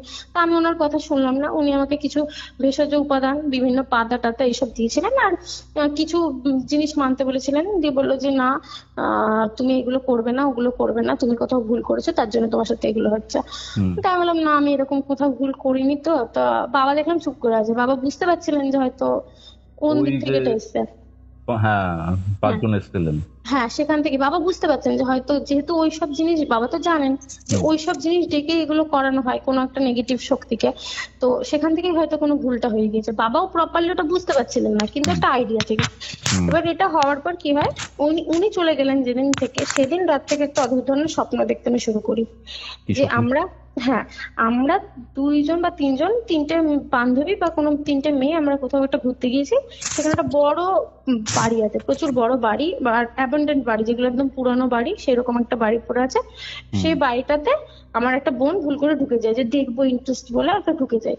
ওকে দেখে আমার আরেকটা বোন বা বান্ধবী, যাই হোক আমি ঠিক মনে করতে পারি না, তো ওই দুজনা ঢুকে যায়। ওদের বাঁচানোর জন্য যখন আমি যাই দুজনকে বাঁচাতে, তখন ভিতরটার দিকে পুরো ভাঙাচোরা একদম দিয়ে ভর্তি, কিন্তু অনেক বড় 2-3 তলা একটা বাড়ি। তো আমি যখন আমি উপরতলায় উঠি, একজন মুসলিম মহিলা, উনি বোরকা পরে বসে আছেন, আর উনি কোনো কাজ করছেন, দিয়ে আমাকে বলে যে, আমার দিকে তাকায়, আমি বলি যে আমার বোনরা উপরে গিয়েছে, ভুল করে আপনাদের বাড়িতে চলে এসছে, এটা স্বপ্নে দেখছি, হ্যাঁ, যে আপনাদের বাড়িতে চলে এসছে, তো একটু ক্ষমা করবেন, আমার বোনরা কই। তো উনি তখন বলেন যে, উপরে কোনো কথা বলেন না, উপরে ইশারা করে বলেন ওরকম উপরের তলাতে। উপরে গিয়ে আমি দেখি যে দুজন, আমার 2 বোন মন্ত্রমুগ্ধের মতো একটা ঘরের মধ্যে একটা দিকে তাকিয়ে আছে। আর আমি ঢুকে ওদের বকি যে, তোরা এরকম পরের বাড়িতে ঢুকে পড়েছিস কেন, তোরা চ বাড়ি। হট করে দেখি তাদের সামনে দুটো বড় বড় কি বলে সেই রাজকীয় যে সোফা গুলো হয় না, ওই রকম দুটো সোফাতে দুজনে বসে আছে। আর একজনের হাইট একটু উঁচু, একটু বড় দেখে মনে হচ্ছে, আর একজন হয়তো একটু ছোট, দুটো ছেলে বসে আছে। একদমই নুরানি চেহারা, যেটা বলে না মুসলিমদের মধ্যে বলে নুরানি চেহারা, মানে গায়ে কোনো সামান্য নোংরা নেই, একদম পরিষ্কার, একদম ধবধবে চেহারা, সাদা রঙের বড় একটা সেই বড় কাফতান টাইপের যে কুর্তাগুলো হয়, এরকম ঢলঢলে কুর্তা, মাথায় টুপি পরা, একটু দাড়ি বেশি আছে, এরকম ধরনের চোখ নাক খুবই সুন্দর, একদম আরবের যেরকম হয় ওরকম টাইপের দুজনা বসে আছে। তো আমি ভাবলাম হয়তো বিদেশি কোনো মানুষ হবে, হয়তো কেউ এসছে বাড়িতে, এদের বাড়িতে ভুল করে ঢুকে গিয়েছে। তো এটা পুরোটা স্বপ্ন দেখছো? পুরো স্বপ্ন। তো ওই বন্ধুটাকে আমি যখন বলি যে চল চল এখান থেকে চল, তো ওরা বলে যে না আমরা যাবো না। আমি এরকম জোর করে ওদের যখন নিয়ে আসতে যাই, তখন ওই লোকটি যে বড়, উনি আমার হাত চেপে ধরেন, আর সেই হাতটাই যেটাতে ওই কাজগুলো করা হয়েছিল, বাঁ হাত এবং বুড়ো আঙুল, বুড়ো আঙুলটাকে ও চেপে ধরে, ঠিক আছে, বুড়ো আঙুলটা, হাতটা টেনে নিয়ে বুড়ো আঙুলটা চেপে ধরে। আর বুড়ো আঙুলের দিকে তাকিয়ে, মানে বুড়ো আঙুলটাকে স্লাইড করছে, হাতটা বুলাচ্ছে, আর বলছে যে, ওই দিকে তাকিয়ে বলছে যে, ওদের তো পাঠিয়ে দেবো, তুমি আসবে তো। দিয়ে আমি তখন তো তোমাকে খেয়ে বলছি, আপনি কে এরকম হাত ধরেছেন, আর ওর হাত থেকে আমি হাত ছাড়াতে পারছি না। তখন বলে যে, তোমাকে তো আসার কথা, তোমাকেই তো আসার কথা, তুমি ওদের পাঠালে কেন, তোমার তো আসার কথা, ওদের নিয়ে চলে যাও, তুমি চলে আসো, তোমার সময় কিন্তু হয়ে গেছে, তোমাকে কিন্তু চলে আসতে হবে। তো আমি তখন বললাম, ঠিক আছে। এবার আমি দেখছি যে এখানে আমার মাথা খাটাতে হবে, ওদের বের করতে হবে। আমি ঠিক আছে আমি আসবো। যে আমার দিকে তখন তাকায়, আর প্রচন্ড কি বলবো, একটা অদ্ভুত ধরনের দৃষ্টি, যে দৃষ্টি মানে যেন খুবই, মানে না আসলে খুব একটা খারাপ হবে এরকম। আসবে তো, কথা দিচ্ছে তো, আসবে তো। আমি যে হ্যাঁ আসবো, অবশ্যই আসবো, ওদের রেখে দিয়ে আসি, আসবো। বললো ঠিক আছে, আসবে কিন্তু। আমি বেরিয়ে আসতে নিয়ে কন্টিনিউ যেন মনে হচ্ছে পিছন থেকে দৌড়াতে দৌড়াতে আসছে, কিন্তু ও একই জায়গায় দাঁড়িয়ে আছে, আর মনে হচ্ছে যেন মুখটা মানে বড় হয়ে গেছে, আর ও যেন জোরে জোরে বলছে যে, তুমি কিন্তু বলেছিলে আসবে, তোমাকে আসতে হবে, এইরকম একটা ব্যাপার হয়।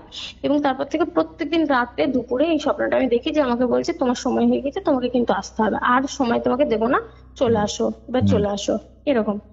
তো এইভাবে যখন হয়, এবার আমার ভয় লাগতে প্রচুর শুরু করে। আমি ঘরে এবার লো প্রেশার হয়ে যাচ্ছে, খাওয়া দাওয়া করছি না, ঘরে শুয়ে থাকতাম বেশিরভাগ সময়, শরীরের ওয়েট কমে যাচ্ছে। আর ওই ঘরে মনে হতো যেন একটা ছায়ার মতো কিছু দেখতে পাচ্ছি, একটা ছায়া যেন আমার মানে কাঁধের পিছন থেকে আসছে, তার নিঃশ্বাস, তার যে একটা মানে একটা মানুষ যেন পিছনে দাঁড়িয়ে আছে, আমার প্রপার একটা মানুষ, একটা লম্বা চওড়া মানুষ, ঠিক আছে। সে এসে আমার মানে ডান দিকের ঘাট, যেটা বাঁদিকে সবসময় এটা ডান দিকেই হতো আমার সাথে, ডান দিকেই সবটা এসে উঠতো, ওই ডান দিকে যেন হয়তো ওই লোকটা এসে দাঁড়িয়ে আছে, পিছন থেকে কানে কানে বলছে, তোমার সময় হয়ে গেছে, চলো চলি, চলো, আর কতদিন, এবার চলো, এরকম। তো ভয় যে কি হয়, তখন আমি বুঝতে পারি যে ভয় জিনিসটা কতটা মানুষকে মানে এফেক্ট করে, কতটা খারাপ পর্যায়ে নিয়ে চলে যায়। কাঁদতাম, মায়ের কাজে যেত, বেসরকারি কাজ করতো, মাও ছুটি পেত না। আর বাবারও ওরকম পরিস্থিতি, বাবাও এদিক ওদিক করে বেড়াচ্ছে কাজের জন্য, কাজ আর হয় না। তো এরকম একটা ব্যাপারে ফাইন্যান্সিয়ালি তো একদম উইক হয়ে গেল বাবার দিকটা থেকে। মা কষ্ট করে কোনো রকমের সংসারটা তখন চালাচ্ছিল। তো এরকম অবস্থা হয়ে যায়। আর প্রচুর তখন সাইকিয়াট্রিস্ট দেখাই, অনেক ওষুধ খাই, অনেক ধরনের এমন এমন কিছু মেডিসিন দেওয়া হতো, যেটা খেলে 1-1.5 দিন অন্তত ঘুমানোর কথা, মানে আমার ওই নার্ভের কিছু ওষুধ দেওয়া হয়েছিল, কিন্তু আমার কিছুতেই কিছু হতো না, ঘুম আসতো না। আর ওরকম ধরনের কোনো ওষুধ তখন কাজে করতো না। চোখ মানে চোখ মনে হতো চোখ বন্ধ করবো, ওই একই জিনিস, ওই একই স্বপ্ন, ওই একই জিনিসটা হবে। এবার এভাবে হতে হতে হতে হতে যখন আর সহ্য করা গেল না, তখন মা দেখলেন যে এবার আর কিছু করার নেই, মা কান্নাকাটি শুরু করে দিয়ে এবার আমাদের যে স্থায়ী চার্চ, যেটা আমাদের চার্চ, ওই চার্চের যে প্রোটেস্ট্যান্ট চার্চ সিএনআই, ওনাদের যে পাস্টার আছে, পাদ্রীরা আছে, সেই পাদ্রীদের সঙ্গে যোগাযোগ করলেন মা। তখন ওনাদের বলেন যে দেখো বা দেখুন পাজিবাবু, তার মধ্যে দু একজন লোকালও পাজি আছেন, ওনাদেরও জিজ্ঞাসা করেন যে দেখো বা দেখুন এরকম ব্যাপার হচ্ছে, আমার মেয়ে না খুব ভুগছে। আর তখন ওনারাও বলেন যে হ্যাঁ, পূর্বাশে অনেকদিন চার্চে দেখি না, ও আসে না, ও তো এত অ্যাক্টিভ একটা মেম্বার, থিওলজি নিয়ে পড়ছে, তো ওর এরকম কি হয়েছে? তখন মা বলে যে ওর এরকম ব্যাপার, ও প্রচুর অসুস্থ, ও ভীষণ অসুস্থ, আর এরকম হচ্ছে ওর সাথে। আমার যেটা মনে হচ্ছে যে এটা কোনো সুপার ন্যাচারাল একটা অলৌকিক কিছু বিষয় থেকে হচ্ছে। কোথা থেকে হচ্ছে আমরা বুঝতে পারছি না, কিন্তু হ্যাঁ এটা হচ্ছে, কারণ ও মেয়ে আমার অসুস্থ হয়ে গেছে, খেতে পাচ্ছে না। আর এটা কোনো সাইকোলজিক্যাল ডিফেক্ট না যে একটা কোথাও থেকে ও অসুস্থ হয়ে গিয়েছে, ওর মাথায় কোনো প্রেশার পড়ছে, কারণ সেই ওষুধগুলো তাহলে শরীরে কাজ করতো, কোনো ওষুধ শরীরে কাজ করছে না, তাহলে এটা কি, এরকম কেন হবে, এরকম তখন ওনাদের জিজ্ঞাসা করা হয়, ওনাদের বলা হয়। তো ওনারা তখন একটু সত্যি মানে ওনারা খুব সহৃদয় ছিলেন। ওনারা তখন বাড়িতে ফট করে আসেন, আমার সেই দিনই বাড়িতে চলে আসেন। আর আমি তখন ঘুমাচ্ছি, আমার ওগুলো তো মনে নেই, কারণ আমি অসুস্থ ছিলাম, আমার ওইসব দিনগুলো ভালো মতো মনে পড়ে না, মায়ের কাছে শোনা এগুলো। তো মা বলছে যে ওনারা আসেন যখন, ওনারা এসেই বলেন যে বাড়িতে তো মানে যে একটা পজিটিভিটি তো বাড়িতে থাকার কথা, সে পজিটিভিটি কই, বাড়িতে তো সে এরকম একটা, সে যেন অন্ধকারাচ্ছন্ন একটা বাড়ি হয়ে গিয়েছে, এরকম ওইরকম হয়ে গিয়েছে। আর আমাকে দেখে তো খুবই অবাক হয়ে যায়, কারণ আমি ছোটবেলা থেকে চার্চে যাচ্ছি, ছোটবেলা থেকেও অত অ্যাক্টিভ, সানডে স্কুল করেছি, ইউথ করছি, ইউথ সেক্রেটারি, তার আজকে এরকম অবস্থা হয়ে গেছে। শরীর মানে আমার ওয়েট কি বলতো, যেরকম আমার ওয়েট ছিল সেরকমই আছে, কিন্তু যেটা থাকে না শুকিয়ে যাওয়ার যে ব্যাপারটা, শুকিয়ে যাচ্ছে শরীরের মধ্যে, সেই যে গ্লোটা, সেই গ্লোটা আস্তে আস্তে চলে গিয়েছে, ঘুম না হয়ে চোখটা পুরো একদম ভিতর ঢুকে গিয়েছে, তারপরে মুখ উস্কো হয়ে গিয়েছে, স্নান ধান ভালো মতো করতে পারতাম না, কেমন ভালোই লাগতো না, তো কিছু খেতাম না, এভাবে ঘুম হতো না, খুব অসুবিধা হয়ে গেছিল। তো বলছে এরকম, তখন মাকে জিজ্ঞাসা করে যে কি হয়েছে একটু বলো তো, ডিটেলসে বলো যে কি কি হয়েছে। তখন মা বলছে ও 3-4 মাস 5 মাস ধরে এরকম একটা বলে যে আমার ঘরের গায়ের উপর সাপ উঠে আসছে, সাপ উঠে আসছে, সাপটা কালো মোটা, আর একটা স্বপ্ন দেখছে কদিন ধরে যে কেউ একটা লম্বা চওড়া খুব সুশ্রী একটা লোক, সে ওকে বলছে নাকি যে তোমাকে নিয়ে চলে যাবো, আর বেশি দিন তোমাকে থাকতে হবে না, এবার চলো। বলে ঘাড়ের উপর নাকি সেই লোকটা এসে ডান দিকের ঘাড়ে, ঠিক ডান দিকে ওই সাপটা ওঠে, ডান দিকে লোকটা এসে বলে যে কি বলে তুলি তোমাকে নিয়ে যাব, আর থাকতে হবে না তোমাকে, আর এই এই এই পৃথিবীতে আর তোমার জায়গা নেই, এবার তোমাকে আমার সাথে চলে যেতে হবে, সময় হয়ে গেছে তোমার, আর না তোমার মেয়া দেখতে না, তুমি এবার চলো, তুমি এবার চলো, মায়া কাটাও, চলো, এরকম ভাবে কথাগুলো বলে। আর মা যেহেতু ওনার এইসব কথা শুনে তো অটোমেটিকলি মা সেই হাওয়া করে কাঁদতেন। তখন ওনারা বলেন যে আসলে আমার যেটা মনে হচ্ছে যে এই কেসটা আমাদের মানে সলভ করার উপরে, এটা আমাদের মানে আমরা এটাকে হট করে এত সহজ না বিষয়টা, কারণ এটা যে জলটুকু আমরা পার করতে পারতাম তার উপর থেকে জল মানে চলে গেছে, এটা আর এখন আমাদের হাতে নেই, কেসটাকে আমরা এখন আর কিছু করতে পারবো না। তো আমার যেটা মনে হচ্ছে যে আমরা একটু ট্রাই করছি, আমরা প্রার্থনা করে দিয়ে যাচ্ছি, আমরা আশীর্বাদ করছি বাড়িটাকে, ঠিক আছে? তো তুমি এটা কাজ করো, বাইবেল পড়ো, ঠিক আছে, তুমিও প্রেয়ার করো, কারণ প্রেয়ারের উপর আর কিছু হয় না, তুমি গডকে ডাকো, জিসাসকে ডাকো, তুমি আশা করি তুমি একটা ফল পাবে। আর তার মধ্যে আমরা হেডকোয়ার্টারে চিঠি দিচ্ছি, এবং আমাদের যে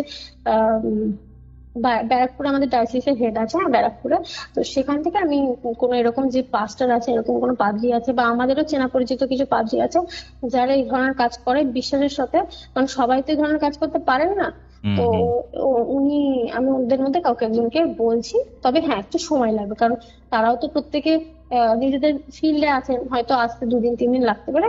তো আমার যেটা মনে হচ্ছে তুলির অবস্থা খুবই খারাপ হয়ে গেছে, তো ওকে একটু চোখে চোখে রেখো, দরকার হলে তোমাকে 2 দিন ছুটি নিতে হলে ছুটিও নাও। তার আগেও মা 1-2 দিন করে ছুটি নিয়েছে, এবার মা বলছে ঠিক আছে আমি দেখছি, মেয়ের আগে তো কিছু না, আমি ছুটি নিয়ে থাকছি। তখন আমার মামি টামিরা 2-3 দিন ওরকম ওই ছিলেন, তো মামিরাও ছিলেন, তো ওরকম ধরনের মামার ছেলে মামিরা ওরা সব ছিলেন। তো ওনারা বলছে এমন সময় হয়ে গেছিল 2-3 দিন, বলে ঘর আমাদের আস্তে আস্তে কি বলতো, যে ঘরটা আমার মানে আমার যে ঘরটা, ওই ঘর থেকে এই ঘর আসলে মায়ের ঘরে, তো ওই ঘরটাতে পুরো অন্ধকার হয়ে যেত আস্তে আস্তে, মানে দিনের বেলাতেও যেন মধ্যে ঢুকলে একটা ভয় লাগবে, সে স্যাঁতস্যাঁতে ঘর হয়ে যায় না, যে স্যাঁতস্যাঁতে একটা ঘরের মধ্যে যেন একটা, সে মনে হচ্ছে বর্ষার মধ্যে যেরকম একদম আকাশ অন্ধকার হয়ে গেলে ঘরে যেরকম অন্ধকার হয়ে যায়, বা সন্ধ্যেবেলার অন্ধকার বা ভোরের অন্ধকার, ওই রকম টাইপের একটা অন্ধকার, আলো আছে কিন্তু সে আলো আমার ঘরে ঢুকছে না, এরকম হয়ে গিয়েছিল। আমি তখন মানে সেই মানে একদম সে হাঁ করে ঘুমানোর মতো, মানে অনেক ক্লান্ত হয়ে গেলে মানুষ যেরকম ঘুমায় সেরকম ওই রকম ভাবে ঘুমাতাম। ঠিক আছে, তো ওই রকম ঘুমাচ্ছে, সে আবার যেরকম হয় গায়ের অতগুলি মানুষ বসে আছে তার মধ্যে আমি দেখছি ও গায়ের উপরে, ও যেরকম আসবে আসবে, কেউ ওকে আটকাতে পারবো না। যে মা যদি মনে করে গায়ে হাত দিয়ে শুয়ে থাকবে, বুঝেছ, মায়ের হাত যে একটুখানি হয়তো সরে গিয়েছে ঘুমের ঘরে, ওই টাইমটাতেই উঠবে, কিন্তু উঠবে, ও কোনো রাত বাদ দিত না, প্রত্যেক রাতে ওরকম উঠবে। তো ওরকম কিন্তু কোনো যে আমাকে হ্যারেস করছে বা কোনো অ্যাবিউজমেন্ট করছে, কোনো খারাপ কিছু করছে সেটা না, কিন্তু উঠবে, উঠে এসে ওই বুকের উপর নাহলে গলার উপর শোবে, ওরকম ভাবে জড়িয়ে ওইখানটা মাথাটা জড়িয়ে ওইখানটাতে একটা পাক মেরে ওইরকম করে, সে যেমন বিড়ালের বাচ্চা সবাই ওই রকম ধরনের এসে শোবে। মানে ওটা পুরো ফিল করতাম, দেখতে পেতাম আমি ওরকম ধরনের, মানে মনে করো যদি হাত দিই, মানে ভয়ে হাত দিতে পারতাম না, কারণ ভয় লাগতো যে জিনিসটাকে হাত দেবো হয়তো আমাকে ছোবল মারবে, কিন্তু হাত দিলে মনে তো পুরো আমি নিজের হাতে তো পাবো, এরকম ব্যাপার। আর প্রচন্ড মোটা কালো এরকম। তো তখন মামিরা সবাই রাত দিন জেগে ওরকম ভাবে যতদিন না এক্সারসাইজ, মানে যেটা হয় এক্সারসাইজ না, আমাদের গ্রামের ভাষায় যেটাকে বলে যে ওরকম করা, মানে এক্সারসাইজ করাটা, সেটা যতক্ষণ না হচ্ছে, ঠিক আছে। আর আমাদের কি বলতো, প্রোটেস্টান্টদের মধ্যে হোলি ওয়াটার যেটা, এটাকে আমরা খুব একটা মানে ইয়ে করি না, মানে খুব একটা ওটাকে গুরুত্বপূর্ণ মানি না, আমাদের মধ্যে থাকে না, ওটা ক্যাথলিকরাই সচরাচর বেশি ব্যবহার করে। তো এই হোলি ওয়াটারেরও একটা ব্যাপার আছে, হোলি ওয়াটার একটা যে বোতল, সেই বোতলটা আমাদের ব্যান্ডেল থেকে বা কোথাও থেকে তো আনাতে হবে, সেটারও একটা প্রসেস আছে। তো সবকিছু নিয়ে এই জিনিসটা হবে। তো ওই রকম দুদিন যাওয়ার পর 3 দিন বা 4 দিনের মাথায় হয়তো ওই রবিবার দেখে চার্চের পর ওরা দুজন, আমাদের পাদ্রীবাবু দুজনা এবং আমাদের বাইরে থেকে যে পাদ্রীবাবু আর একজনকে, ওনারা দুজনা, মানে মোট 4 জন এসেছিলেন ওই শুদ্ধিকরণ বা এক্সারসাইজ করার জন্য। তো বাড়ি থেকে সবাইকে বলা হয় যে আপনারা বাইরে সবাই চলে যান, ঠিক আছে, ও থাকবে ঘরে, আর জানলা দরজা সব বন্ধ করে দেবেন, ঠিক আছে। আর কিছু কিছু মানে মাকে বলেছিল যে রিচুয়ালস গুলো যেগুলো হয়, যে এরকম বাইবেল টাইপের যা বাইবেল আছে বা কুশ, ওগুলো সব ঘরের একটা জায়গা করে রাখবেন। আর আপনারা প্রত্যেকে নিজেদের হাত ধরে, মানে আমাদের যেটা বলে চেইন প্রেয়ার, ওই হাত ধরে আমাদের বারান্দাতে বসে প্রত্যেকে, বাবা মা মামি মামার ছেলে দিদা, এদের সবাইকে বলেছিল বসে প্রার্থনা করবেন, কন্টিনিউ প্রার্থনা করবেন, মনে ভাঙবেন না। যাই হয়ে যাক, যতবার মনে হবে গেট ভেঙে দিই, যা মনে হোক, যে মানে পাশ থেকে এসে অন্যের নাম করে ডাকুক বা কেউ ডাকুক, মানে চোখ খুলবেন না। দ্বিতীয় কথা, পুরো কন্টিনিউ প্রার্থনা করবেন, 15-20 মিনিট যা টাইম লাগবে। আমরা যতক্ষণ না গিয়ে আপনাদের ডাকবো আমাদের আওয়াজে, বা আমরা গিয়ে ডাকবো বা আমরা আপনাদের চোখ খুলতে পারবো, ততক্ষণ কিচ্ছু করবেন না, ঠিক আছে। গেট খোলার আওয়াজ পাবেন, দেখবেন গেট খুলছে, তারপর আমরা যাবো। তারপরে তো আমি তো শুয়েছিলাম, দিয়ে ওনারা প্রত্যেকে নিজেদের হাত ধরেন, 4জনে নিজেদের হাত ধরেন এবং প্রত্যেকে একজনের পর একজন কন্টিনিউ প্রার্থনা করেন, ঠিক আছে। মানে এইভাবে এক্সারসাইজটা হয়, যে বিদেশে যেরকম সিনেমাতে দেখানো হয় না, প্রপারলি ওটা ওরকম হয় না, আলাদা আলাদা মানুষের আলাদা আলাদা ভাবে করার একটা নিয়ম থাকে, বুঝলে, মানে যে যেরকম ভাবে বিশ্বাসে যেভাবে করে, ঠিক আছে। ওই হোলি স্পিরিট, যেটা ট্রিনিটির একটা অংশ হোলি স্পিরিট, তাকে আহ্বান করে এই জিনিসটা করা হয়, বুঝলে। মানে পিতা ঈশ্বর, পুত্র ঈশ্বর মানে যিশু, এবং তারপরে যেটা থাকে হোলি স্পিরিট, যেটা পবিত্র আত্মা, তাকে তার আশীর্বাদ এটা করা হয়, তিনি যাতে ওই সময়টাতে ওনাদের সাথ দেন, ওনাদের সাথে থেকে এই ঘটনা ঘটান। তো ওনাকে প্রার্থনা করা হয় ওনার জন্য। তো প্রথমে যে 4জন থাকেন, ওনারা পরপর প্রার্থনা করবেন, প্রত্যেকের প্রার্থনা হয়ে গেলে একসাথে 4জনে মিলে প্রার্থনা করবেন। তো প্রথম যে পাস্টার থাকেন উনি ফার্স্টে প্রার্থনাটা শুরু করেন। যখন প্রার্থনা শুরু করেন, বলছে দরজা জানলা মারা আছে, তার মনে হচ্ছে বাইরে থেকে যেন দরজা পিটাচ্ছে, কন্টিনিউ দরজা পিটাচ্ছে। তো উনি প্রথমে বয়স্ক, উনি জানেন যেটা হতে পারে, উনি কন্টিনিউ প্রার্থনা করেন। তার পাশে যিনি ছিলেন, তিনি যখন প্রার্থনা করা শুরু করেন, ফ্যান দুলতে শুরু করে, বুঝলে। ফ্যান অফ করা আছে, ফ্যান পুরো দুলে মনে হচ্ছে আমার গায়ের উপর পড়বে, কারণ আমি খাটে শুয়ে আছি, ফ্যান খুলে পড়ে যাবে যখন তখন। তারপরে উনি যখন প্রার্থনা ওরকম শেষ হতে আসে, তারপরে একজন শেষ করতে করতে আরেকজন করবে, যখন ওরকম হয় তখন ওই ঘরের আসবাবপত্র নড়াচড়া শুরু করে দেয়। তো ওনারা কেউ জায়গা ছাড়েননি, বা ওনাদের বিশ্বাসে ওনারা ওরকম করেন। এবং তারপরে 4র্থ জন যখন প্রার্থনা করেন, তখন তো মনে হচ্ছে মানে ভূমিকম্প হওয়ার মতো, ওই ঘরটুকুর মধ্যে কেউ একজন ঢুকে গিয়ে ওদের সবাইকে মানে নাড়াচ্ছে বা এরকম করছে, এরকম মানে গায়ে হাত নেই, কিন্তু গায়ে কেউ যেন হাত দিয়ে ধাক্কাচ্ছে এরকম, কিন্তু কাউকে দেখতে পাচ্ছে না, এরকম ওরকম হয়। তারপরে যে ওই ক্রুশ আমার মাথায় যখন ঠেকায়, তখনও মানে আমি সেই গায়ে আগুন দিলে যেরকম হয় যে চিৎকার করে, ওই রকম চিৎকার করছি, ওরকম ধরনের। আর কি বলে ওটা, হোলি ওয়াটার যখন ছেড়ানো হয় বা হোলি ওয়াটার যখন আমার গায়ে দেওয়া হয়, মাথায় ক্রুশ করা হয়, তখনও কন্টিনিউ ওই রকম ধরনের কি বলে, ঘরের মাঝে সে 1000টা সাপ ঢুকে গেলে কেমন করে ওঠে না, একটা যে সাপের আওয়াজটা থাকে, ওই আওয়াজ পুরো ঘরের মধ্যে হচ্ছে, পুরো ঘর।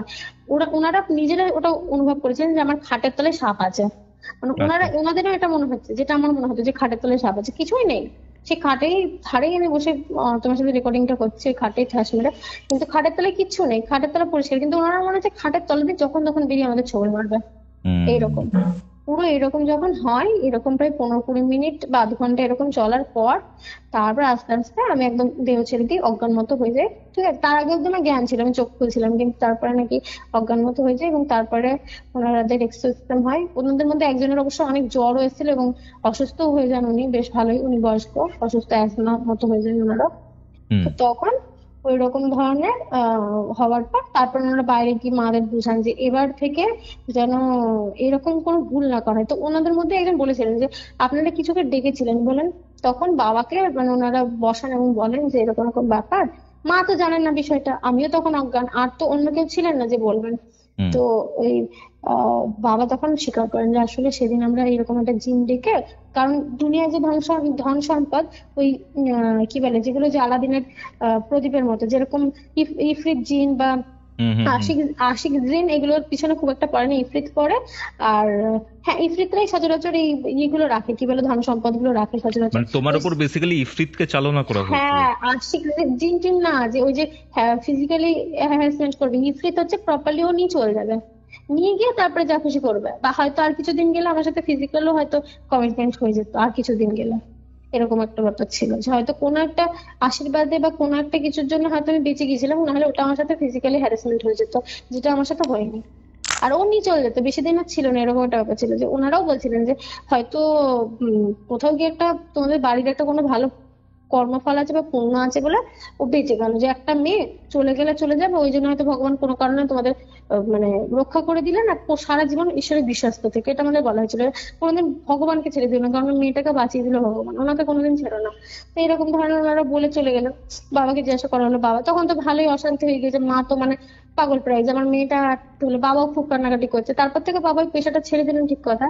আর ওই যে বললাম না যে ওই যে আমার আঙ্কেল মৃত্যু হলো ওইভাবেই, হ্যাঁ, উনিও ওইভাবেই কোন একটা অলৌকিক জিনিস খুঁজতে গিয়েছিলেন, এবং ওই ওই যে অলৌকিক জিনিসটা খোঁজার সময় যে মাটি খুঁড়ে খুঁজবেন, ওটার তলায় কিছু একটা আছে, এরকম একটা ব্যাপার। ওটা সম্পর্কে আমার জ্ঞান নেই। তো ওটা খুঁজতে গিয়ে ওই বলে যখন ওই মৌলানা বা মৌলবীকে নিয়ে আসেন, উনি প্রেয়ার করছেন দূরে দাঁড়িয়ে, আর ওই বিয়েটা করতে গিয়ে মাটিটা খুঁড়তে গিয়ে ওই আঙ্কেল সামনে দাঁড়িয়েছিলেন, আর যে মাটি খুঁজছে সে যখন ফার্স্ট কোপটা দেয়, হঠাৎ করে ওর বুকে যন্ত্রণা হয়, ওখানে স্ট্রোক করেন। আর আর ওই কি বলে, যে মৌলানা ছিলেন ওই মৌলানারা সঙ্গে সঙ্গে পালিয়ে যান, উনি ফিল্ড থেকে পালিয়ে যান। আর এই আঙ্কেল একা পড়ে গিয়েছিলেন, আঙ্কেল যখন একা পড়ে যান, ওই আঙ্কেলকে এসে ওই সাপে কামড় দেয়, এবং উনি সঙ্গে সঙ্গে ওখানটাতে, যেটা বলা হয় যে গোখরো সাপে কামড় দেয়, এবং সঙ্গে সঙ্গে উনি ওখানে, এবার ওনাকে বাঁচানোরও তো কেউ ছিল না, যদি সঙ্গে সঙ্গে কেউ নিয়ে যেত হয়তো উনি বেঁচে যেতেন। তো ওই বিষটা ওনার থেকে উনি তারপরে মানে 1 দিন না 1.5 দিনের মাথায় মারা যান, এরকম হয়। পাথর টাথর। তোমার সাথে তো মারাত্মক একটা ঘটনা ঘটেছো, মানে যা বুঝতে পারলাম। এটা মানে একদম বাস্তব ঘটনা, এরকম ধরনের মানে আমি অনেক ঘটনা শুনেছি বা এ করেছো, তুমি যতটা পেরেছো মানে ক্লিয়ারলি বলার চেষ্টা করেছো পুরো ঘটনাটা। এখানে মেন পয়েন্ট যেটা হচ্ছে যে ইফরিত সাপের রূপ ধরে এসেছিল তোমার কাছে। হ্যাঁ, এটা আমি যেটুকু জানি, আমার জ্ঞান অনেক কম দাদা, কিন্তু আমি যেটুকু শুনেছি যে ওরা সাপের রূপ, বিড়ালের রূপ খুব তাড়াতাড়ি ধরে নেয়, মানে ওই দুটো রূপ খুব তাড়াতাড়ি নেয়, সাপ এবং বিড়াল। এক্স্যাক্টলি। আর ওই মানে কিছু একটা জিনিসের সন্ধান দেওয়ার জন্য তোমার উপর জিন চালনা করেছিল। হ্যাঁ, চালনা করার মানে আমার মাধ্যমে আমাকে, মানে সে বলে না বলির বাখড়া করে যে একে তুমি নিয়ে যেতে পারো, তার বদলে তুমি আমাদের এই সন্ধানটা দাও। তোমার বাবা পুরোপুরি জানতেন ব্যাপারটা? না, কখনোই জানতেন না। মানে ওনাদের কি বলতো, ছেলে মানুষ বুদ্ধি টাইপের, মানে এটা তো কি বলতো, ওনারা দুজনে, যিনি মারা গেলেন উনিও এইসব সম্পর্কে জানতেন না। ওনাদের কি বলতো, একটা নেশা হয়ে গেছিল যে হ্যাঁ জানবো দেখবো, এইখান থেকে ওদের একটা মানে আর বাস্তবিক ওনারা দুজনে জানতেন না। নাহলে ওনার লাইফটাও গেল, আমার লাইফটাও খুব তাড়াতাড়ি চলে যেত, হয়তো সাপের কামড়েই চলে যেত। বুঝতে পারলা? যেটা আঙ্কেলের সাথে হলো, উনি আর পৃথিবীতে নেই, উনি সে বছরই ডিসেম্বর মাসে মারা গেলেন, এবং আমিও হয়তো সেই বছরই মারা যেতাম, মানে 2021-এ, হ্যাঁ 2021-এই মারা যেতাম।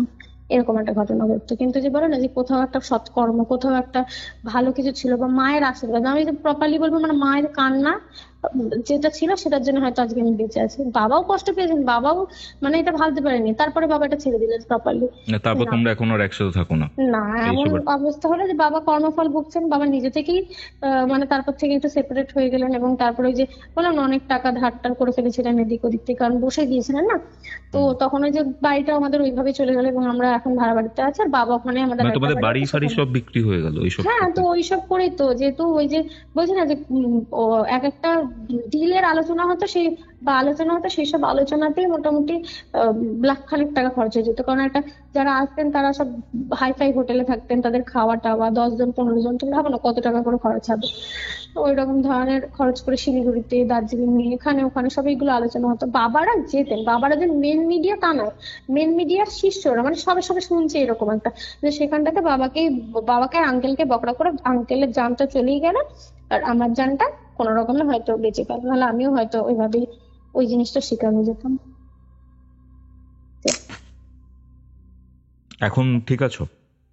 হ্যাঁ, ট্রমাটা থেকে বেরিয়ে আসতে পেরেছি ঠিক কথা, কিন্তু এই প্রাণীটার প্রতি এখন আমার ভয় আছে, প্রচন্ড ভয় আছে। যে এখনো মনে হয় হট করে যে আমার সামনে না পড়ুক, যদি পড়ে যায় তাহলে হয়তো আবার ওইগুলো মনে পড়ে যাবে, আবার ওইগুলো ওরকম আবার হবে, ভয়টা আছে। কিন্তু সেই যে স্বপ্ন দেখা, সেই যে ওই মুখগুলো আমার আর মনে পড়ে না, যেগুলো আমি মনে করে মানে মুখস্থ হয়ে গেছিল যে এই ছেলেটা, এই লোকটা আমার ডান দিকে আসবে, ওগুলো সব ভুলে গিয়েছে, ওগুলো আর হয় না।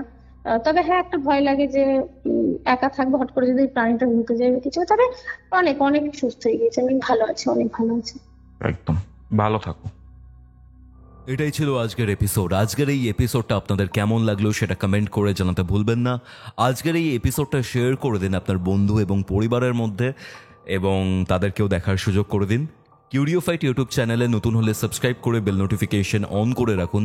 এবং হ্যাঁ, আপনাদের কিউরিওফাইটে কীরকম ধরনের এপিসোড চাই সেটাও আমাকে কমেন্ট করে জানাবেন। তাহলে চলুন, দেখা হচ্ছে রবিবার দিন দুপুর ঠিক 3টের সময়। ততক্ষণ অবধি কিউরিওফাইটে এরকম আরও 2টি এপিসোড শুনতে আপনার মোবাইল স্ক্রিনে আসে ডান দিকের অথবা বাদিকের বক্সে ক্লিক করুন।